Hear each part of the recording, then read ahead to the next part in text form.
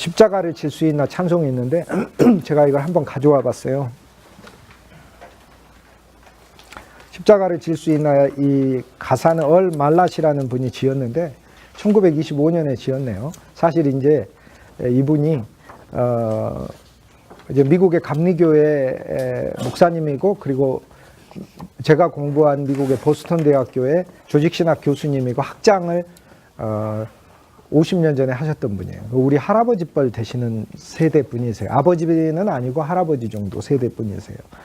이제 1940년대, 50년대에 정말 미국 기독교계의 아주 유명한 지도자이셨어요. 얼 말랏. 그 얼 말랏이 지은 찬송가가 십자가를 질 수 있나요?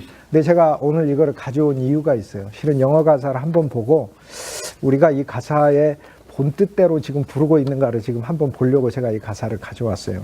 전 사실 이제 옛날에는 이 519장 부를 때 되게 결단하면서 되게 불러서 참 좋았어요. 여전히 그러한 마음 아래서 불러요. 그리고 우리가 주님을 위해 무언가 결심하고 결단하는 게 어찌 악한 일이요. 참으로 좋은 일이겠죠. 근데 사실 얼 말랏이 이 찬송을 쓸 때는 그런 의미로 쓴 것은 아니에요. 제가 그거를 여러분과 함께 영어 가사를 보면서 그걸 나눠보려고 제가 가져왔어요. 십자가를 질 수 있나? Are you able? 너 할 수 있니? 라고 said the master. 주님이 물어보셨다. 그러니까 따라가겠냐 하니까 뭐라고 대답했죠? 베드로가 따라가겠다고 대답한 거예요.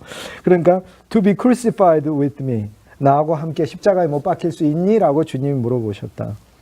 Yes, yeah 라고 the study dreamers 아주 그 완고한 단단한 꿈꾸는 자들이, 이런 꿈꾸는 자들이 그렇게 대답을 했다. To the death we follow thee. 죽음까지 우리가 따르겠습니다. 근데 따랐나요? 못 도망갔죠. 그래서 이 후렴구 가사가 그 비결을 말하는 거예요. 우리는 못하기 때문에 Lord, make us able. 우리가 할 수 있게 해주십시오라고 기도하고 있어요, 실은. 근데 이 가사를 우리가 하겠습니다로 우리가 바꿔 부르고 있는 거예요, 그게. 실은 뭐냐면은 답이 후렴구 가사인데 앞에 부분이 주님이 묻는 거고, 거기서 우리가 이제 육신으로 그리스도를 알 때 그리스도의 부활과 십자가에 참여하기 전에 우리가 대답을 하죠. 죽는 데까지 따라갈게요, 이러고.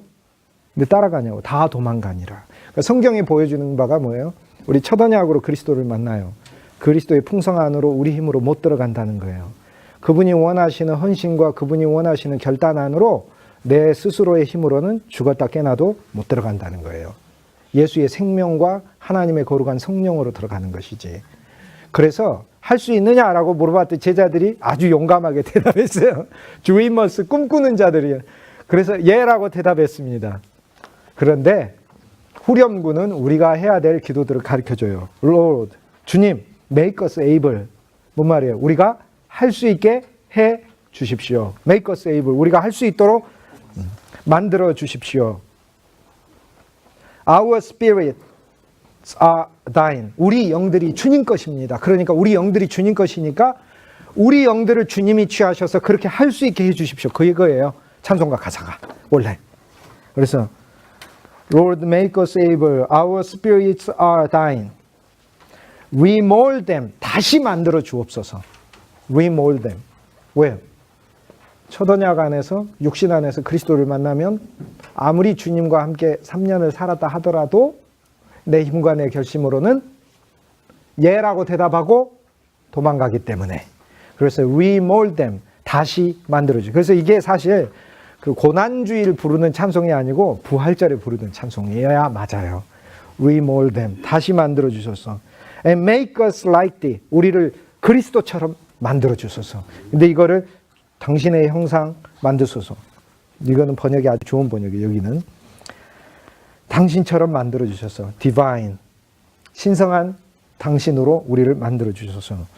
Thy guiding radiance. 근데 이 후렴부, 여기까지, 여기 이 중간에 후렴부 첫 번째 부분은 되게 번역이 좋은데, 이 뒷부분이 원 가사의 뜻을 비껴간 번역이에요.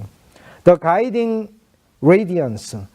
인도하시는 빛이, radiance가 이제 얼굴의 광채잖아요. 그리스도의 얼굴에서 인도하는 광채가 나와요. 우리가 그 빛을 보고 따라가는 거예요. 그런데 인도하는 광채가 above, 저 위에서부터 우리를 인도하는 광채가 above us, 우리 위에 있는 광채가 shall be a beacon, 등대가 되어 주셔서 to God, 하나님께 등대가 되어 주소서. 그리고 to love, 주님을 향한 사랑에, 그리고 loyalty, 주님에 대한 충성에 인도하는 빛이 우리에게 늘 비춰서 우리를, 이 빛이 사랑과 충성과 하나님께 인도되게 하소서예요, 가사가. 근데 우리는 이거를 어떻게 바꿔버렸냐면, 사랑과 충성 내가 늘 바치오리라, 인간의 결심으로 원 가사. 얼말라 이분이 이제 한 세대 전에 돌아가셨는데, 보스턴 대학의 조직신학 교수가 학장하셨어요. 이분이 만약 이 하늘에서 우리가 부르는 것을 하면 내가 그런 뜻으로 지은 게 아닌데, 1절 가사는 뭐냐면 바로 그 말이에요. 우리가 육신으로 믿을 때 베드로가 십자가에 못 박히리라 너희가 도망가리라. 다 도망가도 난 안 도망가요. 다 도망가도 안 도망가요. 그리고 마가복음에 보면은 제자들이 와서 예수님과 함께 하나는 당신의 우편에 좌편에 앉게 해주세요라고 얘기하잖아요. 세베대 아들 야고보 요한이 와가지고, 그때 예수님이 뭐라고 물어봐? Are you able to drink the wine? 니들이 내가 마시는 잔을 마실 수 있니? 라고 물어봐요. 그러니까 예, 마실 수 있나이다 라고 물어봐요. 그러니까 마시기는 고난의 잔을 마셨나요? 다 도망가 버렸지. 여기에 가버렸어요. 그런데 복음은 역설이 있고 반전이 있고 비밀이 있고 놀라운 게 있어요. 우리 대학원에 우리 조태현 교수님이라고 계시는데 명저가 있어요. 조태현 교수님의 마가의 인문학적 감상이라는 책도 있고 마가의 예수 이야기라는 책도 있고 그래요. 꼭 한번 읽어보세요. 진짜 명저예요. 너무나 좋은 책이에요. 근데 거기 보면 너무 아름다운 문구가 하나가 있어요. 그들은 할 수 있다 대답하고 못했다. 그러나 결국 할 수 있다라는 대답을 맞게 하셨다. 이렇게 해놨어요. 그러니까 마시겠다고 했는데 마셨어요? 못 마셨어요? 못 마셨는데 그들의 인생 전체를 봐서는 마셨어요? 안 마셨어요? 마셨죠. 하나님 마시게 하셨다. 이렇게 돼 있는 거예요. 그러니까 할 수 없는데 결국에 할 수 있게 하셨다라고 하는 거예요. 아주 굉장히 좋은 그런 문구가 있어요. 여러분에게 책을 소개해드렸고 문구도 소개해드리고, 2절 가사는 이거예요. Are you able? 할 수 있니? To remember, 기억할 수 있니? When a thief lifts up his eyes, 죄인이 그의 눈을 하늘을 향해 올릴 때, that his pardoned soul, 용서받은 영혼이 is worthy of place in a paradise, 낙원이라는 장소에 들어갈 가치가 있는 자가 되었다는 것을 너는 기억할 수 있니? 라고 얘기를 해요. 자, 여기 2절 가사의 이제 원뜻은 무슨 얘기냐면, 나 같은 죄인이 어떻게 구원받지? 라고 이렇게 마음속에 내 죄의 짐이 너무 클 때, 그때 Are you able to remember? 기억하니? 그 강도가, 예수님 앞에 강도가 그의 눈을 들어 하늘을 보았어요. 지금 옆에 하늘이 있잖아요. 그리스도가 하늘이잖아요. 하늘을 보았을 때 그가 낙원의 장소로 허락되었다는 사실을 기억하지 않니? 사실 2절 가사는 우리가 그리스도를 바라보고 하늘을 바라보고 그분을 볼 때에 낙원이란 장소가 강도, 십자가 옆에 강도 같은 자라도 허락된다라는 의미예요. 근데 이것이 이제 우리는 어떻게 했냐면, 너는 기억하고 있나? 구원받은 강도를. 저가 회개하였을 때 낙원 허락받았다 해서 틀린 가사는 아닌데 어떤 느낌을 아시겠어요? 원저자가 말하려고 하는 것은 그가 어떤 회개라는 엄청난 하나의 인간이 할 수 있는 큰 부분을 말한다기보다는 그리스도를 보고 하늘을 보았을 때 그에게 낙원이 허락이 되었다는 이 놀라운 복음의 소식을 너는 기억할 수 있냐? 그러니까 우리가 항상 내가 죄될 때 누구를 기억해야 돼? 십자가 옆에 강도를 기억해야 되겠죠. 그 그리스도를 보았을 때, 그리고 그리스도를 인정했을 때 그에게 낙원이 허락됐던 것처럼. 그래서 2절 가사는 우리가 그러한 죄짐 아래 있을 때 낙원에 허락되었던 그 강도를 생각할 수 있냐 이런 얘기죠. 그러므로 Lord, make us able. 우리는 근데 기억 못해요. 자꾸 실패해요. 그러니까 Lord, make us able. 주여 우리가 기억할 수 있게 해 주십시오. 왜? 우리의 육은 로마서 7장에 의하면 내 육신에 선한 것이 거하지 아니하노니 곧 내 육신에 죄가 거하노라. 바울이 그렇게 내 육신은 죄가 거하고지만 내 마음에는 하나님 법이 거하고 내 마음엔 나도 거해요. 그러나 내 영은 하나님의 영이 거해요. 그리고 예수의 생명이 내 영 속에 거해요. 그러니까 나란 존재는 참 묘한 존재예요. 사람을 그러니까 겉으로만 판단해서도 안 되고요. 마음으로만 판단해서도 안 돼요. 마음도 늘 변하기 때문에 그래요. 그러니까 사람을 마음으로도 볼 필요가 없어요. 사실 사람은 영으로 봐야 돼요. 영으로. 어디 갔는데 어떤 교회는 장로님이 이렇게 기도를 하는데 그 영이 되게 주님을 추구하는 영이더라고요. 그래서 제가 되게 기뻤어요. 그 기도가. 문구들, 사용하는 어떤 내용들, 어떤 진리들 이런 거는 조금 뭐 그렇게까지 또 심지어는 기도를 아주 많이 하고 그러는 분은 아니다라는 생각도 들었어요. 기도란 많이 하면은 할수록 우리에게는 기도처럼 부족한 것이 없어요. 성경은 정말 많이 읽어도 읽었다는 것이 어떤 부분이에요. 기도로는 그런 게 아니에요.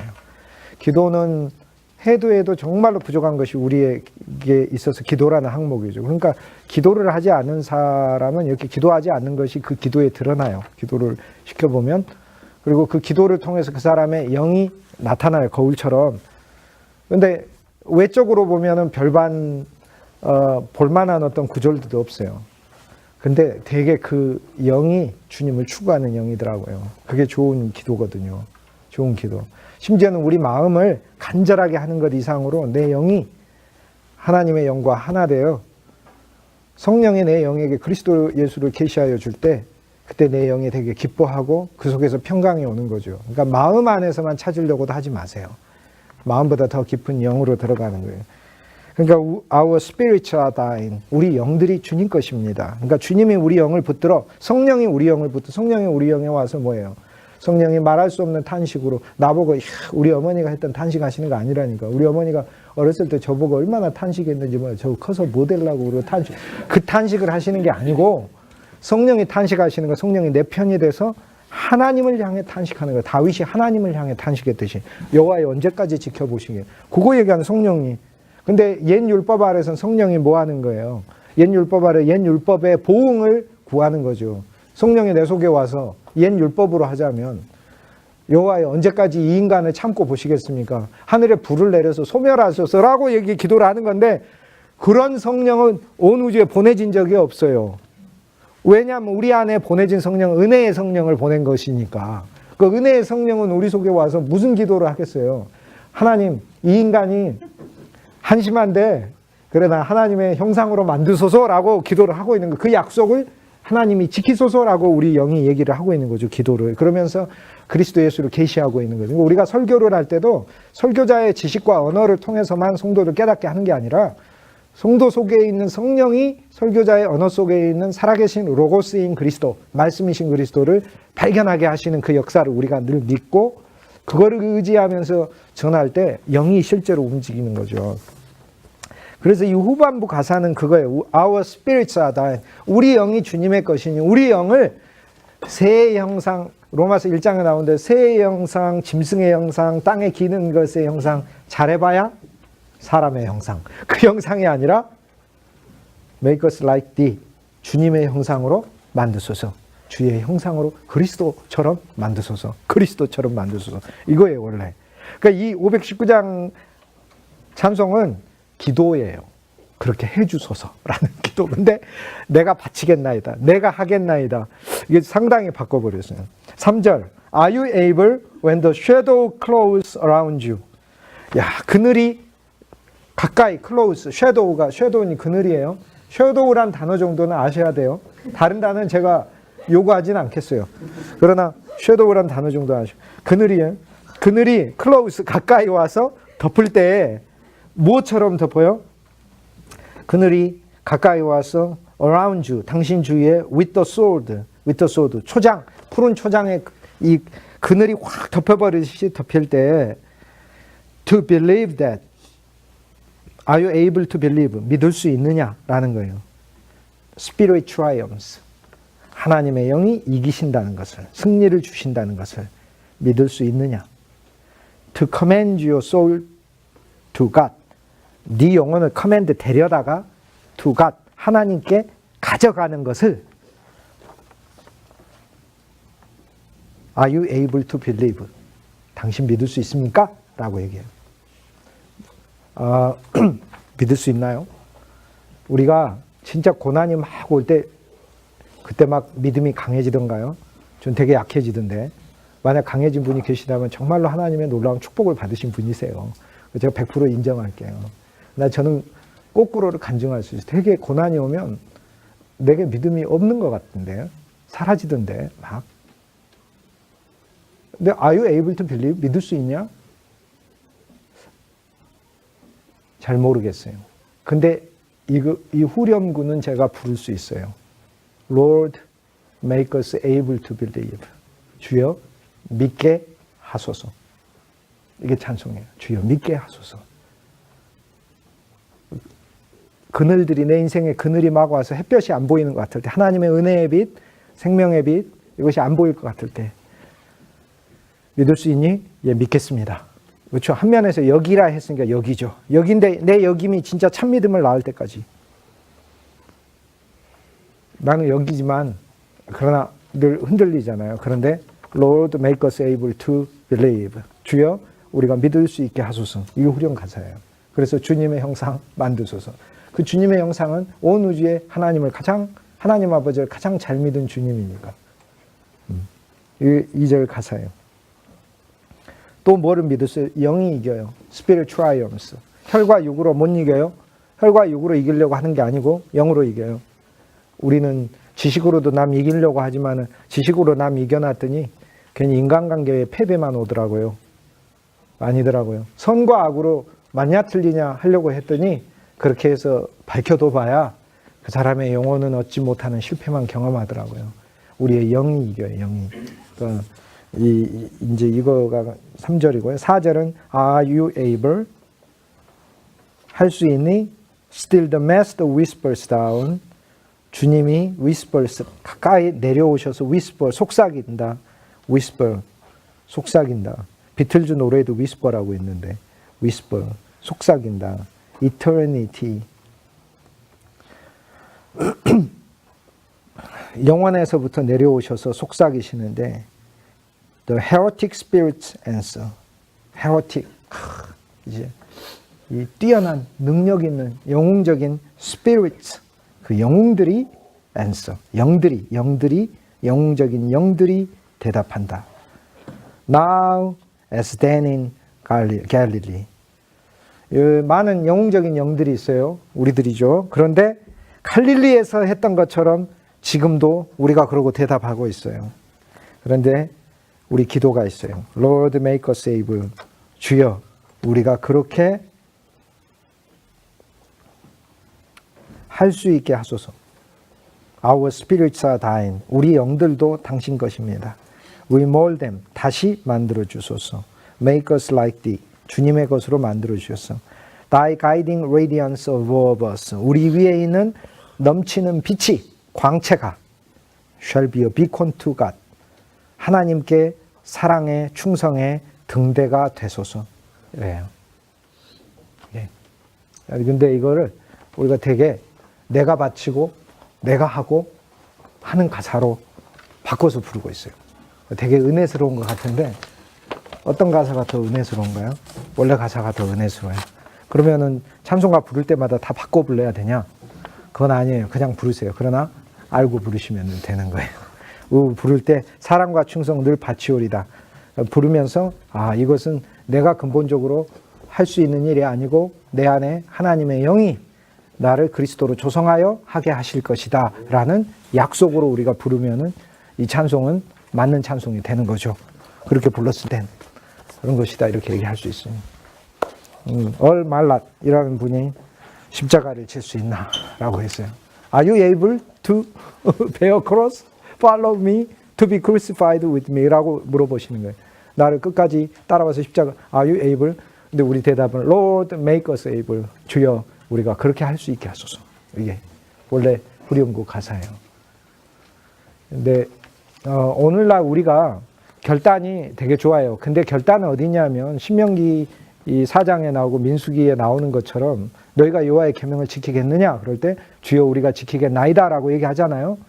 저들이 율법을 지키겠다고 대답을 했는데 하나님이 이것을 대답하게 하신 것은 저들이 지킬 수 있는 존재가 아닌 것을 보여주려고 하는 것이다. 그러니까 사실 우리가 첫 언약 안에서 되게 무엇을 하겠다고 결심하는 신앙 안에 되게 많이 묻고도요. 근데 이제 여기에서 우리가 틀을 벗어나야 돼요. 예수의 영과 생명이 그들 안에 역사하여 하게 하시는 거예요. 그러니까 하나님의 영과 생명에 대한 눈을 우리가 점점 봐야 돼요. 그래서 나의 힘과 나의 혼과 내 개인의 지혜와 지식과 인간의 육체로 하는 어떤 부분들이 점점 사실 감소되면서 주님의 영과 생명이 나를 점점 차지하여 하게 하시는 그 일들이 정말로 큰 결과를 가져온다는 거. 그럼 그 도대체 어떻게 하는 건가? 기대하는 거죠. 그리스도가 하실 것은. 그럼 하나님이 기대하는데 왜 안 주시겠어요? 그죠? 우리에게 왜 안 주시겠어요? 당연히 주시겠죠. 로마서 11장 참 로마서에서 어려운 장이에요. 제일 어려운 장이 5장, 그 다음 7장, 8장, 그 다음 9장, 11장 이러고 어려워요. 그래서 정말 어려운 장에 속해요. 근데 오늘 한번 파보죠. 1절에 그러므로 내가 말하노니 하나님이 자기 백성을 버리셨느냐? 그럴 수 없느니라. 나도 이스라엘인이요 아브라함의 씨에서 난 자요 베냐민 지파라. 하나님 이스라엘 백성 안 버리셨다는 거죠. 자기 백성을 안 버리셨죠. 왜요? 바울도 이스라엘 사람이니까. 근데 바울이 자기가 이스라엘 사람이라서 안 버렸다는 게 아니라 그 버려진 게 뭐예요? 그리스도 예수의 언약 안에 못 들어온 게 버려진 거잖아요. 근데 바울은 들어왔잖아요. 근데 여기서 바울이 말하는 바가 뭐예요? 나도 이스라엘인이요 아브라함의 씨에서 난 자요 베냐민. 여기서 아브라함의 씨에서 난 자라는 말에 우리가 주목해야 돼요. 이게 정체성이에요. 이스라엘의 정체성. 무슨 말이냐면 나도 이스라엘 사람이요 얘기했을 때 아브라함의 후손이라는 말만 하는 게 아니에요. 내가 참 이스라엘에 들어온 자라는 뜻이에요. 예수의 언약을 통해. 왜? 로마서에서 바울의 핵심은 외면적 유대인이 아니라 내면적 유대인이 영적 유대인이라. 내면적 할례가 아니요. 외면적 할례가 아니요. 내면적 할례가 참 할례라. 육신으로 따라서 아브라함에게 났다고 아브라함의 후손이 아니요. 약속을 가진 자가 아브라함의 후손이었다는 거죠. 그러니까 자, 이런 구조죠. 여기 아브라함이 있지 않습니까? 아브라함, 하나님이 약속을 주셨죠. 무슨 약속을 주셨어요? 여러 가지를 줬는데 가장 대표적인 건 사라에게 아들이 있으리라. 이렇게 약속을 주셨단 말이에요. 그래서 이삭을 낳고 또 이스마엘을 낳는데 아브라함 육신으로 다 후손이잖아요. 그런데 성경이 말하는 건 이삭만 참 후손이라는 거예요. 왜요? 이삭이니까가 아니에요. 이삭에게 또 하나님이 약속을 또 주시기 때문에 그래요. 뭐라고 약속을 주셔요? 큰 자가 작은 자를 섬기리라. 이러고 약속을 주시니까. 그리고 이삭이 에서와 야곱을 낳는데 야곱만 아브라함의 후손이라고 불러요. 왜요? 야곱이니까 그런 게 아니고 야곱에게 또 뭐가 주어졌어요? 약속이 주어졌어요. 어떤 약속이? 창세 전부터 에서는 미워하고 야곱은 사랑하였다라는 이 약속이 주어졌어요.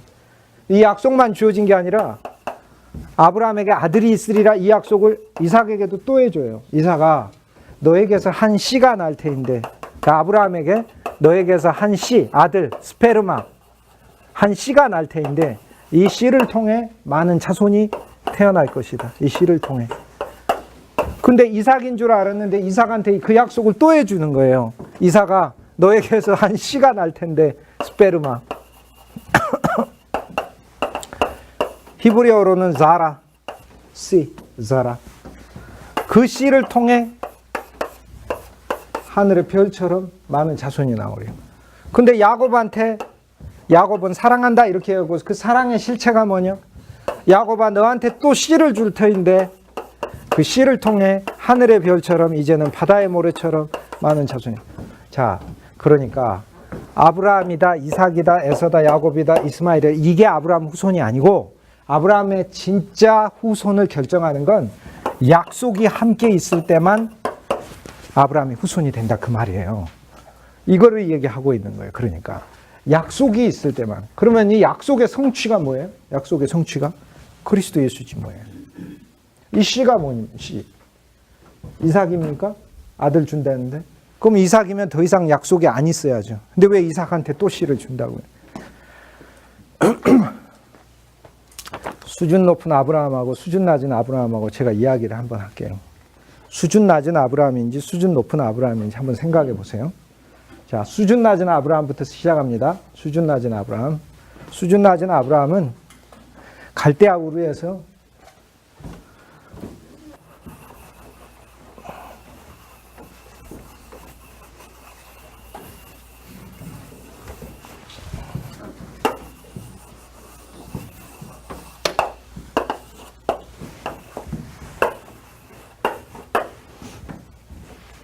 여기 유프라테스 강, 티그리스 강이 이렇게 있어요. 여기 유프라테스 강 하구가 갈대아 우르예요. 여기서부터 이제 출발해 아브라함이 갈대아 우르. 자, 수준 낮은 아브라함 출발합니다. 자, 수준 낮은 아브라함. 저기서 살다가 조상들이 아브라함 누구 자손이냐? 셈의 자손이니까. 셈의 아버지는 노아고, 노아가 셈을 낳고 셈은 아르박삿을 낳고 아르박삿이 벨렉, 에벨, 수룩, 루후, 뭐 나홀, 데라 이렇게 나오면서 어느 정도 믿음의 뿌리가 있어요. 함하고는 틀렸잖아요. 어쨌든 그러니까 수준 낮은 아브라함이 갈대아 우르 살다가 다 엉망이네. 다 세상만 사랑하고 바벨론은 뭐예요? 정복하는 거잖아요. 남 죽이고. 야, 이 세상이라는 게 내가 사기쳐가지고 남 이기고 하는 그런 세상이네. 야, 이런 데 살기가 좀 힘들어. 그런데 우리 조상은 여호와를 믿었구나. 그래 나도 여호와를 믿어야지.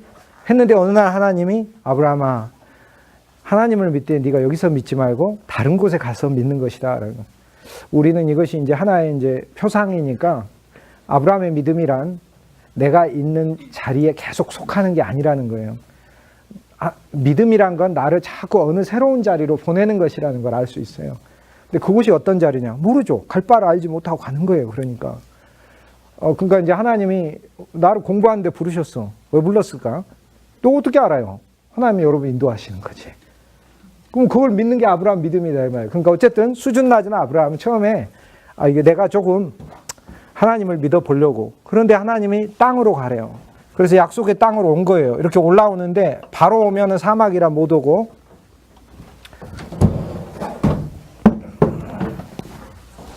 바로 약속의 땅까지 오는 거는 사막이라서 올 수 없고 유프라테스 강을 따라 올라가면 강 따라 올라가면 물을 구할 거 아닙니까? 그렇게 해서 다시 도로를 타고 이렇게 내려오서 이렇게 역 V자. 이스라엘 백성들은 여기 출애굽을 할 때 이렇게 V자로 갔다면 아브라함은 이렇게 V자. 요 V냐 요 V냐 이렇게. 요렇게 해서 왔는데 가나안 땅에 온 거예요. 왔는데 가나안 땅에서 이제 하나님을 믿으려고 해요. 그랬더니 하나님이 아브라함에게 창세기 12장에 보면 나타나서 되게 힘든 얘기를 하셔요. 아브라함아 내가 너를 축복해 주겠다 이렇게 하면 되게 현실성이 있어요. 하나님 축복해 주신다. 아브라함아 네가 사는 이 동네에서 지금 이제 베델과 아이 근처에 있는데 또 세겜에 있는데 세겜에서 네가 제일 축복받게 해주겠다. 그러면 되게 현실성이 있어요. 근데 하나님이 굉장히 비현실적이에요. 아브라함아 내가 너를 온 세상의 모든 사람의 축복의 근원이 되게 하겠대. 굉장히 좀 비현실적이에요.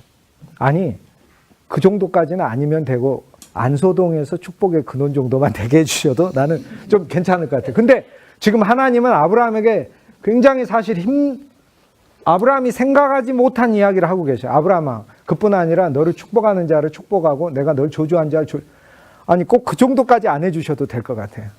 거기다가 그 얘기만 하는 게 아니라 너는 복의 근원이 되죠. 아니 그 정도까지 아니네. 근데 여기서 끝나는 줄 알았더니 여기서 안 끝나요. 창세기 15장에 갔더니 아브라함이 잠잘 때 여호와 하나님께서 그게 나타나서 아브라함을 깨워요. 그리고 장막 바깥으로 인도하신 다음 이제 장막은 하나의 상징어잖아요. 하나님과 그가 품 안에서 물질적으로는 별거 없죠. 파라오의 궁궐하고 다르니까. 그러나 그곳이 그가 기도하는 장소, 장막이잖아요. 근데 그 장막 안에 자기 신앙 안에 갇혀 있으려고 하는 아브라함을 끄집어내 아브라함은 하늘의 별을 봐라 이래요.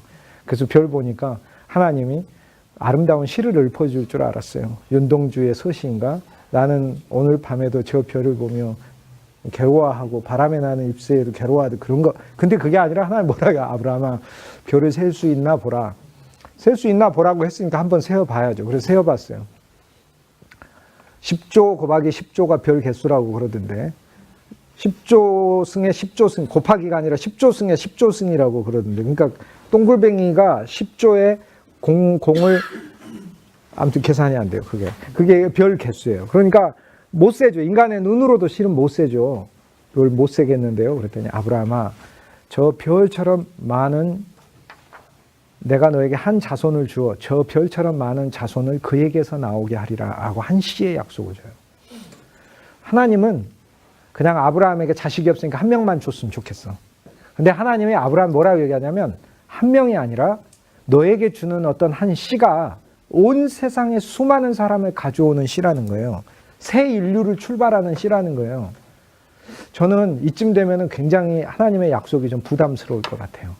하나님, 나는 그렇게까지 많이 필요 안 하고 그냥 한 2명만 주세요. 2명만. 근데 하나님 거기서 하나 더 나가서 뭐라고 얘기하냐면 네가 보는 이 모든 땅들 유프라테스 강으로부터 저 큰 바다 홍해에 이르기까지 이 모든 땅이 너의 자손의 땅이 되리라 이렇게 해줘요. 난 지금 우리 아내 죽었을 때 창세기 23장에 대해서야 이제 아내가 죽잖아요. 아브라함의 아내가. 아브라함의 마음은 그럴 거 아니에요. 나는 지금 내가 죽거나 우리 아내가 죽었을 때 당장 묻힐 매장지도 없는데 아니 먼 땅을 저기서부터 하나님 그렇지 그거는 좀 그렇고 한 주변에 한 1000평 정도만 주면 좋겠는데 나는 그런 약속 원치 않고. 근데 왜 아브라함 믿음이라고 하죠? 아브라함 이름 믿었다는 거예요. 근데 왜 제가 수준 낮은 아브라함을 부르냐? 아브라함이 그런 하나님인 줄 몰랐어요. 그냥 내가 갈대아우르 죄악 중에 살다가 가나안 땅에 왔는데 나한테 엄청난 약속을 해주시는 거예요. 한 씨가 태어난대요. 어느 정도 씨예요? 그 씨가 누구냐? 마태복음 1장에서 밝히잖아요. 아브라함이 이삭을 낳고 이삭은 아브라함의 자손, 이삭의 자손 예수, 다윗의 자손 예수 그리스도의 세계라. 아브라함이 이삭을 낳고 이삭은 야곱을 낳고 야곱은 유다와 그 형제들을 낳고 유다는 다말에게서 베레스 세라를 낳고 베레스는 헤스론을 람을 나는 아미다는 나손은 살몬 보아스 오벳은 이세를 낳고 이세는 다윗 왕을 낳고 다윗은 솔로몬을 낳고 솔로몬은 르보암 아비야 아사는 요람을 낳고 요람은 우시아를 낳고 여호사밧을 낳고 여호사밧은 요담을 낳고 요담은 우시아는 아하스를 낳고 아하스는 히스기야 므낫세 예수 그리스도까지 이어져요. 스알디엘은 수르바벨을 낳고 엘리웃은 아킴을 낳고 아킴은 아소르를 낳고 예수 그리스도가 엘리야킴을 낳고 엘리야킴은 사독을 낳고 예수 그리스도까지 이어져요. 맏단을 낳고 맏단은 야곱을 낳고 야곱에게서 마리아가 그의 아내가 되고 이 마리아에게서 예수라 칭하는 이가 나시니라 이렇게 되는 거예요. 그래서 아브라함의 약속한 그 한 씨가 예수 그리스도. 제가 하나님은 아브라함한테 지금 뭔 약속을 해주는 아브라함은 가나안 땅에 와서 좀 땅 좀 얻고 자손들 좀 살고 이런 정도 신앙이 되는 줄로 왔는데 지금 하나님이 아브라함한테 상상하지도 못하는 신인류가 네 자손으로부터 시작할 거라고 얘기해 준 거예요. 너뿐만이 아니라 신인류가 네 자손으로 시작하는데 너로부터만 시작하는 게 아니라 너로부터 나오는 어떤 한 씨가 신인류의 시작이 될 것이다. 그래서 제가 아브라함이 이걸 미처 예상 못했다라고 얘기하는 게 수준 낮은 아브라함이다 이렇게 봅니다. 자 이제 수준 높은 아브라함으로 갑니다. 수준 높은 아브라함은 좀 틀려요. 수준 높은 아브라함은 이렇게 생각하는 거예요. 창세기 2장에 인간이 하나님의 형상대로 창조돼 3장에 타락을 해요. 타락을 하는데 하나님이 인간을 다시 되돌릴 수 있는 많은 은혜를 베푸셔요. 가죽옷도 입히시고 그 다음에 남자가 와서 수고하고 여자가 해산하는 고통을 하는 하나님의 노력들이 있을 것이라는 것을 말씀해 줘요. 그래서 우리를 구하시는 거예요. 근데 그것만이 아니라 여자가 뱀한테 패배했잖아요. 아담과 하와가. 근데 하나님이 우리 같으면은 이 바보 같은 자식아 거기 가서 맞고 와 자식아 하면서 막 어떤 부모는 그렇게 얘기했을지 모르네. 내 눈에 흙 들어가기 전에는 절대 맞고 오지 마. 한 대라도 패고 와. 막 이렇게 했을 텐데 하나님 뭐라고 얘기해 주셔요? 아담과 하와야. 특히 하와야. 염려하지 마라. 너는 패배했지만 너에게서 나오는 한 씨, 여자의 씨가 뱀의 머리를 밟아버릴 것이다. 이렇게 얘기해요. 그 이후로 하나님의 후손은 나는 패배하지만 어떤 씨가 내게 오면 그 씨를 통해 승리할 것이라는 씨의 약속을 갖고 살게 돼 있어요. 씨의 약속을 갖고 사는데 그런데 아들을 주셨네. 가인. 와, 얻었다라는 뜻이죠. 뭘 얻었겠어요? 야, 씨, 이 씨를 얻었나 보다 했는데 하나님은 항상 큰 것이 작은 자에게 복속시켜야 되는 거예요. 우리 새로 태어난 첫 옛 아담은 새 아담에게 복속돼야 되듯 인간의 뜻으로 이것이다 그럴 때 아니에요. 아닌 거예요. 로마서 11장에 이제 그 비밀을 말하는데 잘 믿겠지 하는데 안 믿어요. 가인처럼 세상에 극악한 아들이 없어요. 아담과 하와의 죄의 결과의 모든 이 직접체가 태어난 것 같아요. 얻었다가 아니라 이런 아들은 얻지 않는 게 진짜로 유익이었어요. 왜? 동생까지 죽이니까. 그러니까 이제 두 번째 아들을 낳네. 그러면 이 아들이 혹시 씨인가? 이젠 소망이 없어졌어. 그래서 아벨이라고 지었어요, 이름이. 아벨이 무슨 뜻이에요? 전도서 1장에 아벨이 6번 나와요. 아벨을 히브리어로 하면 헤베르인데 헤베르 해 아래서 사람이 하는 모든 일이 모든 수고가 헤베르 뭐예요? 뭐 헛되다. 아, 그게 아벨 이름 뜻이에요. 헛되구나. 근데 헛되지 않았어.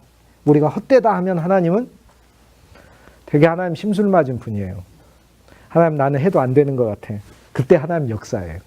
안 되는 게 아니라 내가 얼마나 은혜의 하나님인 줄 보여주지 라고 역사하시는 거예요. 하면 내가 할 수 있어요. Are you able? 예! 아는데 못해요. 그러니까 Lord make us able. 주여 우리가 할 수 있게 이렇게 되는 거예요. 그래서 이 이후로 아담에게서는 이제 아벨이 죽고 셋이라는 아들을 낳았는데 셋이 에노스를 낳고 에노스는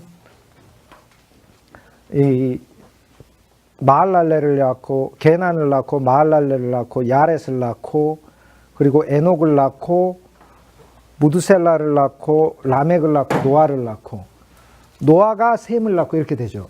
그래서 여인의 씨에 대한 약속이 계속해서 이어져 내려오는 거예요. 그런데 사람들은 그 꿈을 안 가졌어요. 혹시 나에게서 여인의 씨가 그 우주적 새 인류가 창조되는 메시아가 오려나? 에이, 나는 아닐 거야. 하나님을 믿지만 그 믿음 아래 안 살았어요. 자, 수준 높은 아브라함으로 가봅시다. 갈대아 우르에서 살다가 어느 날 아브라함에게 깨달음이 왔어요. 하나님이 아브라함아 가나안 땅으로 가라. 그러니까 이제 가나안 땅으로 왔어요. 왔는데 아브라함 마음속에 갑자기 어떤 한 생각이 드는 거예요. 혹시 아담과 하와에게 약속했던 그 여인의 씨를 나한테 하나님이 보내시기는 것은 아니겠는가? 나한테 하나님 주십시오. 라고 생각하고 왔어요. 왔는데 하나님이 거기에 맞춰서 아브라함아 너에게 난 씨가 복의 근원이 되고 그리고 내가 너를 통하여 열국을 축복하고 너를 열국의 아비가 되게 하고 너를 통하여 그 씨가 낳게 하겠다. 수준 높은 아브라함인지 수준 낮은 아브라함인지는 여러분이 알아서 결정하세요. 집에서. 수준 높았을까? 수준 낮았을까? 자, 어쨌거나 자, 다시 1절. 아브라함의 씨에서 난 자요. 진짜 이스라엘이 되는 것. 그것은 아브라함이 하나님, 야곱의 하나님, 이삭의 하나님. 이스라엘은 야곱의 이름이잖아요. 변화된 이름. 이스라엘. 하나님과 직접 대면하여 얻어낸 이름이 야곱의 새 이름이 이스라엘이잖아요. 내가 이스라엘에게서 났고 약속과 약속이 내 삶 안에서 체현되는 한 참 민족. 이것이 이스라엘. 자, 이스라엘은 뭐 이스라엘이면 true 이스라엘. 참 이스라엘은 두 개로 구성돼요. 하나는 유대인 중에서 그리스도 예수로 난 자들. 이방인 중에서 그리스도 예수로 난 자들을 합쳐서 참 이스라엘이라고 불러요. 이방인만이 아니에요. 유대인 중에서 그리스도 예수로 난 자들, 이방인 중에서 그리스도 예수로 난 자들을 참 이스라엘로 부르고, 유대인 중에서 그리스도 예수로 나지 않은 자들을 뭐라고 부르냐면 육신의 이스라엘이라고 불러요. 육신의 이스라엘. 그리고 육신의 이스라엘이 아니라 유대인 중에서 예수 그리스도를 믿은 자들을 믿음의 이스라엘이라고 불러요.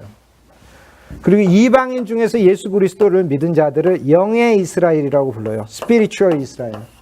이 언어가 달라요. 그래서 내가 이스라엘 사람이요 라고 얘기를 할 때 바울은 참된 이스라엘을 가리키는 거예요. 그냥 육신의 이스라엘을 말하는 게 아니에요, 지금. 그 다음에 아브라함의 씨에서 난 자요? 누구에서 난 거예요, 그러니까? 그리스도 예수에게서 난 자예요.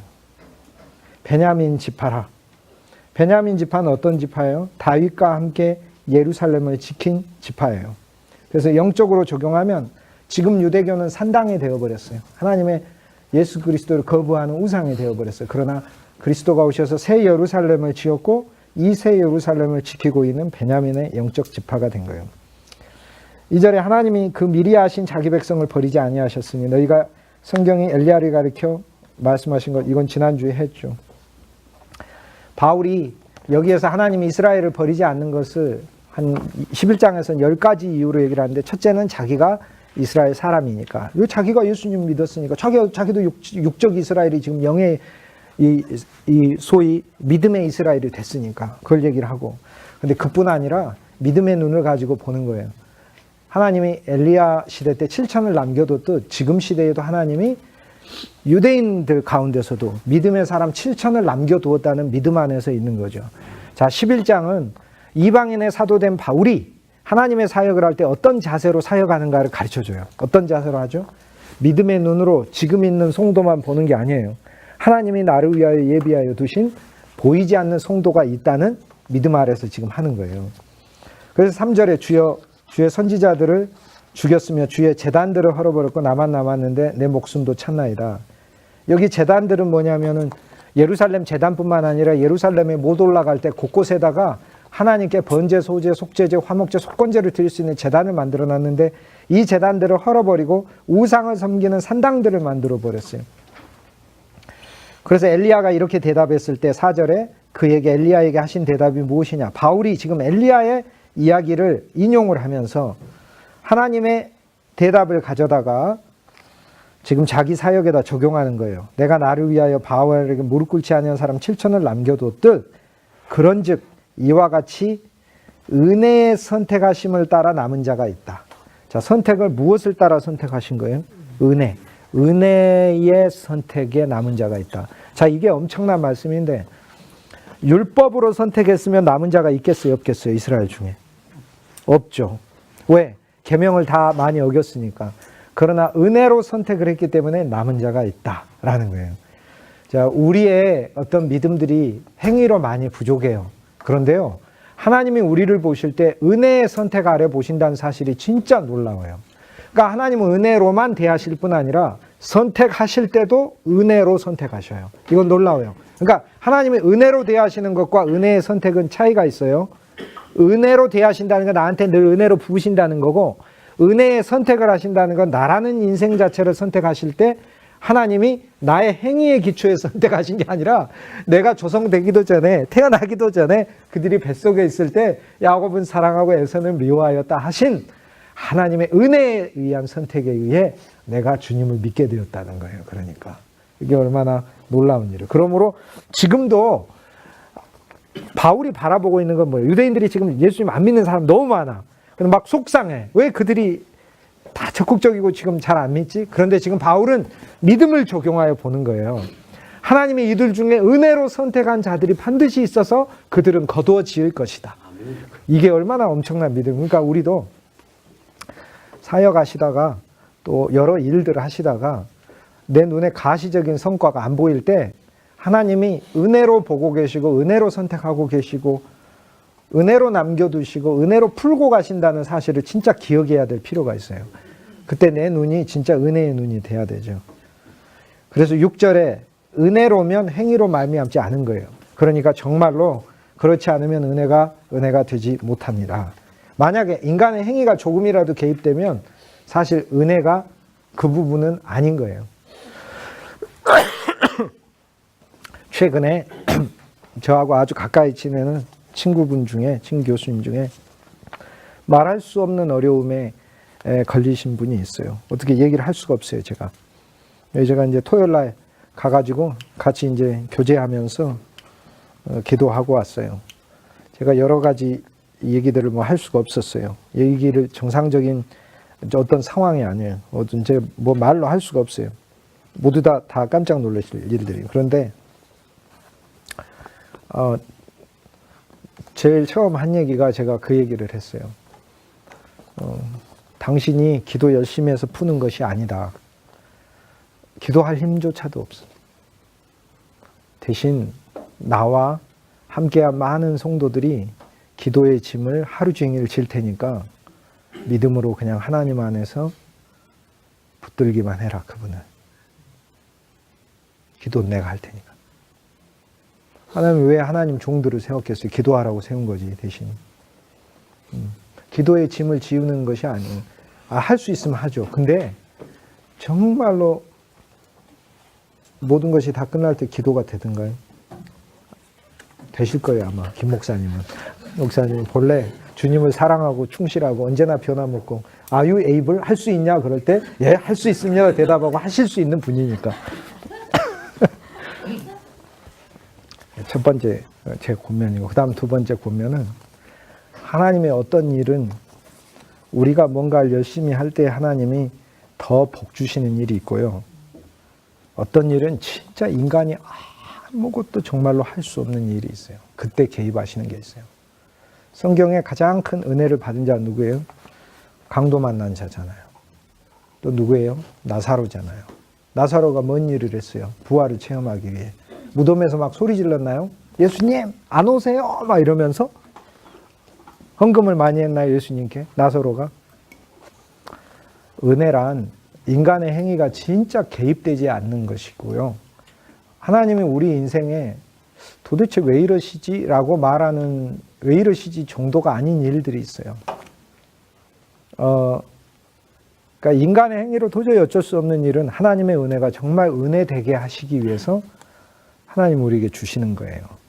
그때 이제 우리는 아브라함의 믿음을 가지고 적용하여 가는 것이죠. 어쨌거나 11장 6절 말씀은 하나님은 우리를 은혜로 선택했다 할 때 이 어떤 놀라운 말씀인가라는 걸 진짜 알아야 돼요. 은혜가 행위에서 난 것이면 은혜가 아니다. 저와 여러분 중에 진짜 잘 믿은 부분이 있거든요. 맞아요. 있겠죠. 분량에 따라서 어떤 분은 많이 있겠고 저는 적게 있겠고 하겠죠. 그런데요, 우리가 본질적으로 하나님의 자녀가 된 것은 진짜 우리 행위에서 난 것은 하나도 없어요. 아브라함의 씨이신 예수 그리스도가 나한테 우주적 씨로 와가지고 나를 새로 태어나게 하신 거고 나를 신인류 안에서 새로 시작하게 하신 것이죠. 7절에 그런즉 어떠하냐? 이스라엘이 구하는 그것을 얻지 못하고 오직 불러내 세우신 자들이 얻었고, 불러내 세우신 자들이에요. 이게 엄청난 말씀이에요. 은혜로 불러내서 세우신 자들이에요. 이스라엘이 택하심이라는 것은 불러내서 세웠다라는 말이니까, 택했다라는 말이 불러내서 세웠다라는 말이니까 은혜로 불러가지고 은혜로 세운 자만 얻은 거예요. 자, 그러므로 우린 진짜 하나님께 늘 언제나 은혜를 구하고 은혜 안에 있어야 되겠죠. 즉 그들만 7,000명만 얻었고, 하나님이 선택한 하나님의 우주적 충만의 백성들만 얻었고 나머지는 우둔하여 졌느니라. 그러니까 나머지 부분들은 분명히 우둔해진 자가 있어요. 그래서 모든 유대인이 다 구원받는 거 아니고요. 모든 유대인 중에서 하나님이 정하신 7,000, 딱 7,000명이란 뜻이 아니라 하나님의 영적 숫자, 하나님이 예정하신 영원 안에 있는 숫자, 그 7,000이 구원받는다라는 거예요. 그래서 8절에 보면 이 기록된 바 하나님이 오늘까지 그들에게 혼미한 심령과 보지 못할 눈과 듣지 못할 귀를 주셨다 함과 같으니라. 이게 이제 이사야 29장 10절에 나온 말씀인데 세 가지를 주셨네요. 혼미한 심령, 보지 못할 눈, 듣지 못할 귀. 아니, 이거를 주시면 어떻게 해요? 하나님이 깨닫는 영을 주시고 보지 못할 눈이 아니라 보는 눈을 주셔야 되고 듣지 못할 귀가 아니라 들을 수 있는 귀를 줘야지. 지금 이사야가 뭐라고 얘기하냐면 하나님이 이스라엘 백성에 세 가지를 줘서 못 깨닫는다는 거예요. 보지 못 혼미한 심령, 어리석은 영을 줬고, 어리석은 영이라는 거 잠자는 영이에요. 원문으로 하면 잠자는 영, 헬라어 원문은 영이 잠자고 있어. 그 다음 두 번째, 볼 수 없는 눈, 듣지 못할 귀를 주었다는 거예요. 근데 왜 이거를 주셨는가? 이것이 복음이에요. 왜 복음이냐면 이 세 가지가 우리가 타고난 거예요. 우리는 원래 타고날 때 우리 영은 잠자고 있었고요. 우리 귀는 원래 보지 못하고 우리 눈은 원래 보지 못하고 우리 귀는 원래 듣지 못해요. 그런데 이 타고난 것을 가지고 율법을 만나도 죄는 깨닫지만 그리스도는 못 만나요. 타고난 것들로. 그러니까 하나님이 이 세 가지를 왜 줬을까요? 타고난 것들 안에서 그리스도를 만나지 못하게 하시려고. 무엇을 통해서 만나게 하시려고요? 은혜를 통해 만나고 선택을 통해 만나고 하나님의 영을 줘서 만나게 하시려고. 그러니까 그들이 스스로 그리스도를 알 수가 없어요. 왜요? 태어날 때부터 이 세 가지 안에 자라나는데 이 세 가지 안에서 그리스도를 스스로 만날 수 없기 때문에 그래요. 그러니까 8절이 복음인 거예요. 왜요? 우리 스스로는 우리도 그런 존재인 거예요. 이 세 가지가 우리에게 있는데, 자, 그러면 이스라엘은 율법으로 하나님을 만나는 거였죠. 근데 율법으로 하나님을 만나면서 율법 안에서 그들의 영이 깨이고 자기 행위로 계명들을 지켜가는 그 삶 안에서 갑자기 눈이 트여서 하나님 진리를 볼 수 있게 되고 율법으로 사는 삶에서 하나님 음성을 듣게, 그리스도가 필요해요, 안 필요해요? 필요 없게 되죠. 그러니까 율법 안에서 그들이 하나님을 만날 때 이 세 가지는 언제나 있을 수밖에 없죠. 그리고 있어야만 하죠. 그래야 그리스도께 오게 하시니까. 근데 그리스도께 오게 하시는 것도 스스로 못 와요. 어느 날 갑자기 하나님이 이제 마음을 바꿔서 깨닫는 영을 그들에게 주시고 들을 귀를 주시고 들음을 우리가 10장에서 주시는 것을 보았던. 자, 그러므로 이제 8절 말씀을 저는 개인적으로 늘 그렇게 생각해요. 하나님, 내가 내 힘으로 하려고 할 땐 하나님 내 영이 진짜 잠자게 해 주십시오. 내 힘으로 할 때 그것으로 내가 깨닫는 바가 없게 해 주십시오. 내 힘으로 할 때 그것으로 내가 무엇을 볼 수 있게 하지 말아 주십시오. 근데 내 힘이 아니라 그리스도 안에서 그리스도의 영과 생명 안에서 할 때 보게 하시고 듣게 하시고 행하게 하신다면 난 주님을 더 의지할 수밖에 없다. 이것이 8절까지 이야기죠. 하나님이 오늘까지 그들에게 혼미한 심령과 보지 못할 눈과 듣지 못할 귀를 주셨다 함이라.